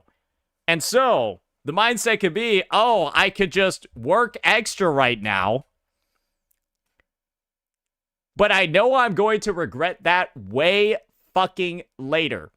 In 1 or 2 weeks, when I feel tired as shit, but then a bunch of woo-wah shit is coming. And I guess this is the thing. I've learned this. I've learned this because I've been streaming daily for like over a fucking year at this point. I think this is the thing that just makes the most sense. And I feel like more creators should do what I'm doing right now. Yeah, I feel like more of them should do what I'm doing right now. Maybe they are. But I feel like this is why I've been able to just, I don't know, fucking keep it going, brother. Because right now it feels like a hard time to be a gacha streamer. I'm gonna be honest. It feels like a hard time to be a gacha CC at the moment. It feels like not a lot of people are doing well. It feels like not a lot of people are doing that amazingly. And I'm starting to get like a little bit worried because it's like, hey, I still want peers in the space. I just treat you as a streamer. Hey, I appreciate that, man. Yeah, I mean, it's just, hey, we're just covering games that are good. And this is the thing. Some people might be wondering why I'm not covering Duet Night Abyss right now. Guys, I'm going to be honest. The game needs more stuff to do that isn't just grinding. Because that's unfortunately it. Once you complete the immersive theater, you kind of like, unless you just want to like improve your damage by 1%, there's nothing else to do in the game. And so I really don't really, like, unless there's been some dramatic shifts, which I'm expecting for 1.1 and beyond, that's my take on DNA, is that, like, I have nothing left to do in the game to grind, and I don't want to grind just for the sake of grinding more. Because that's what it feels like right now. I'm grinding for nothing.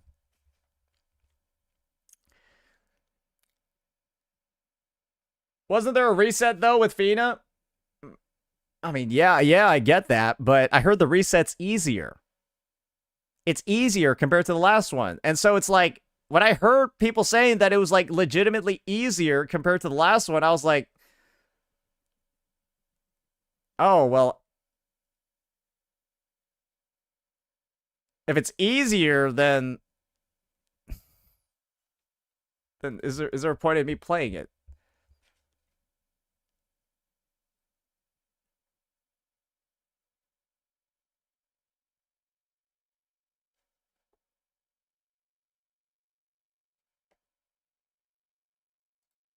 All right. Alrighty. Who can I raid, ladies and gentlemen? Who can I raid?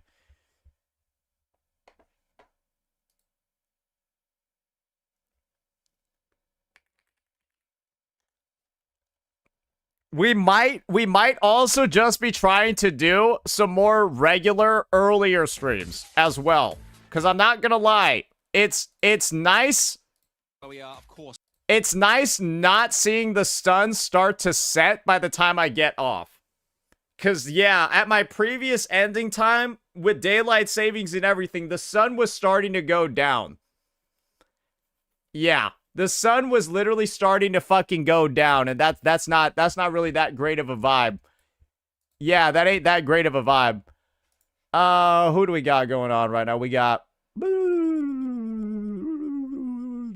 Okay, I guess we'll raid Cap. Yeah, she's the only person I see online right now. All right.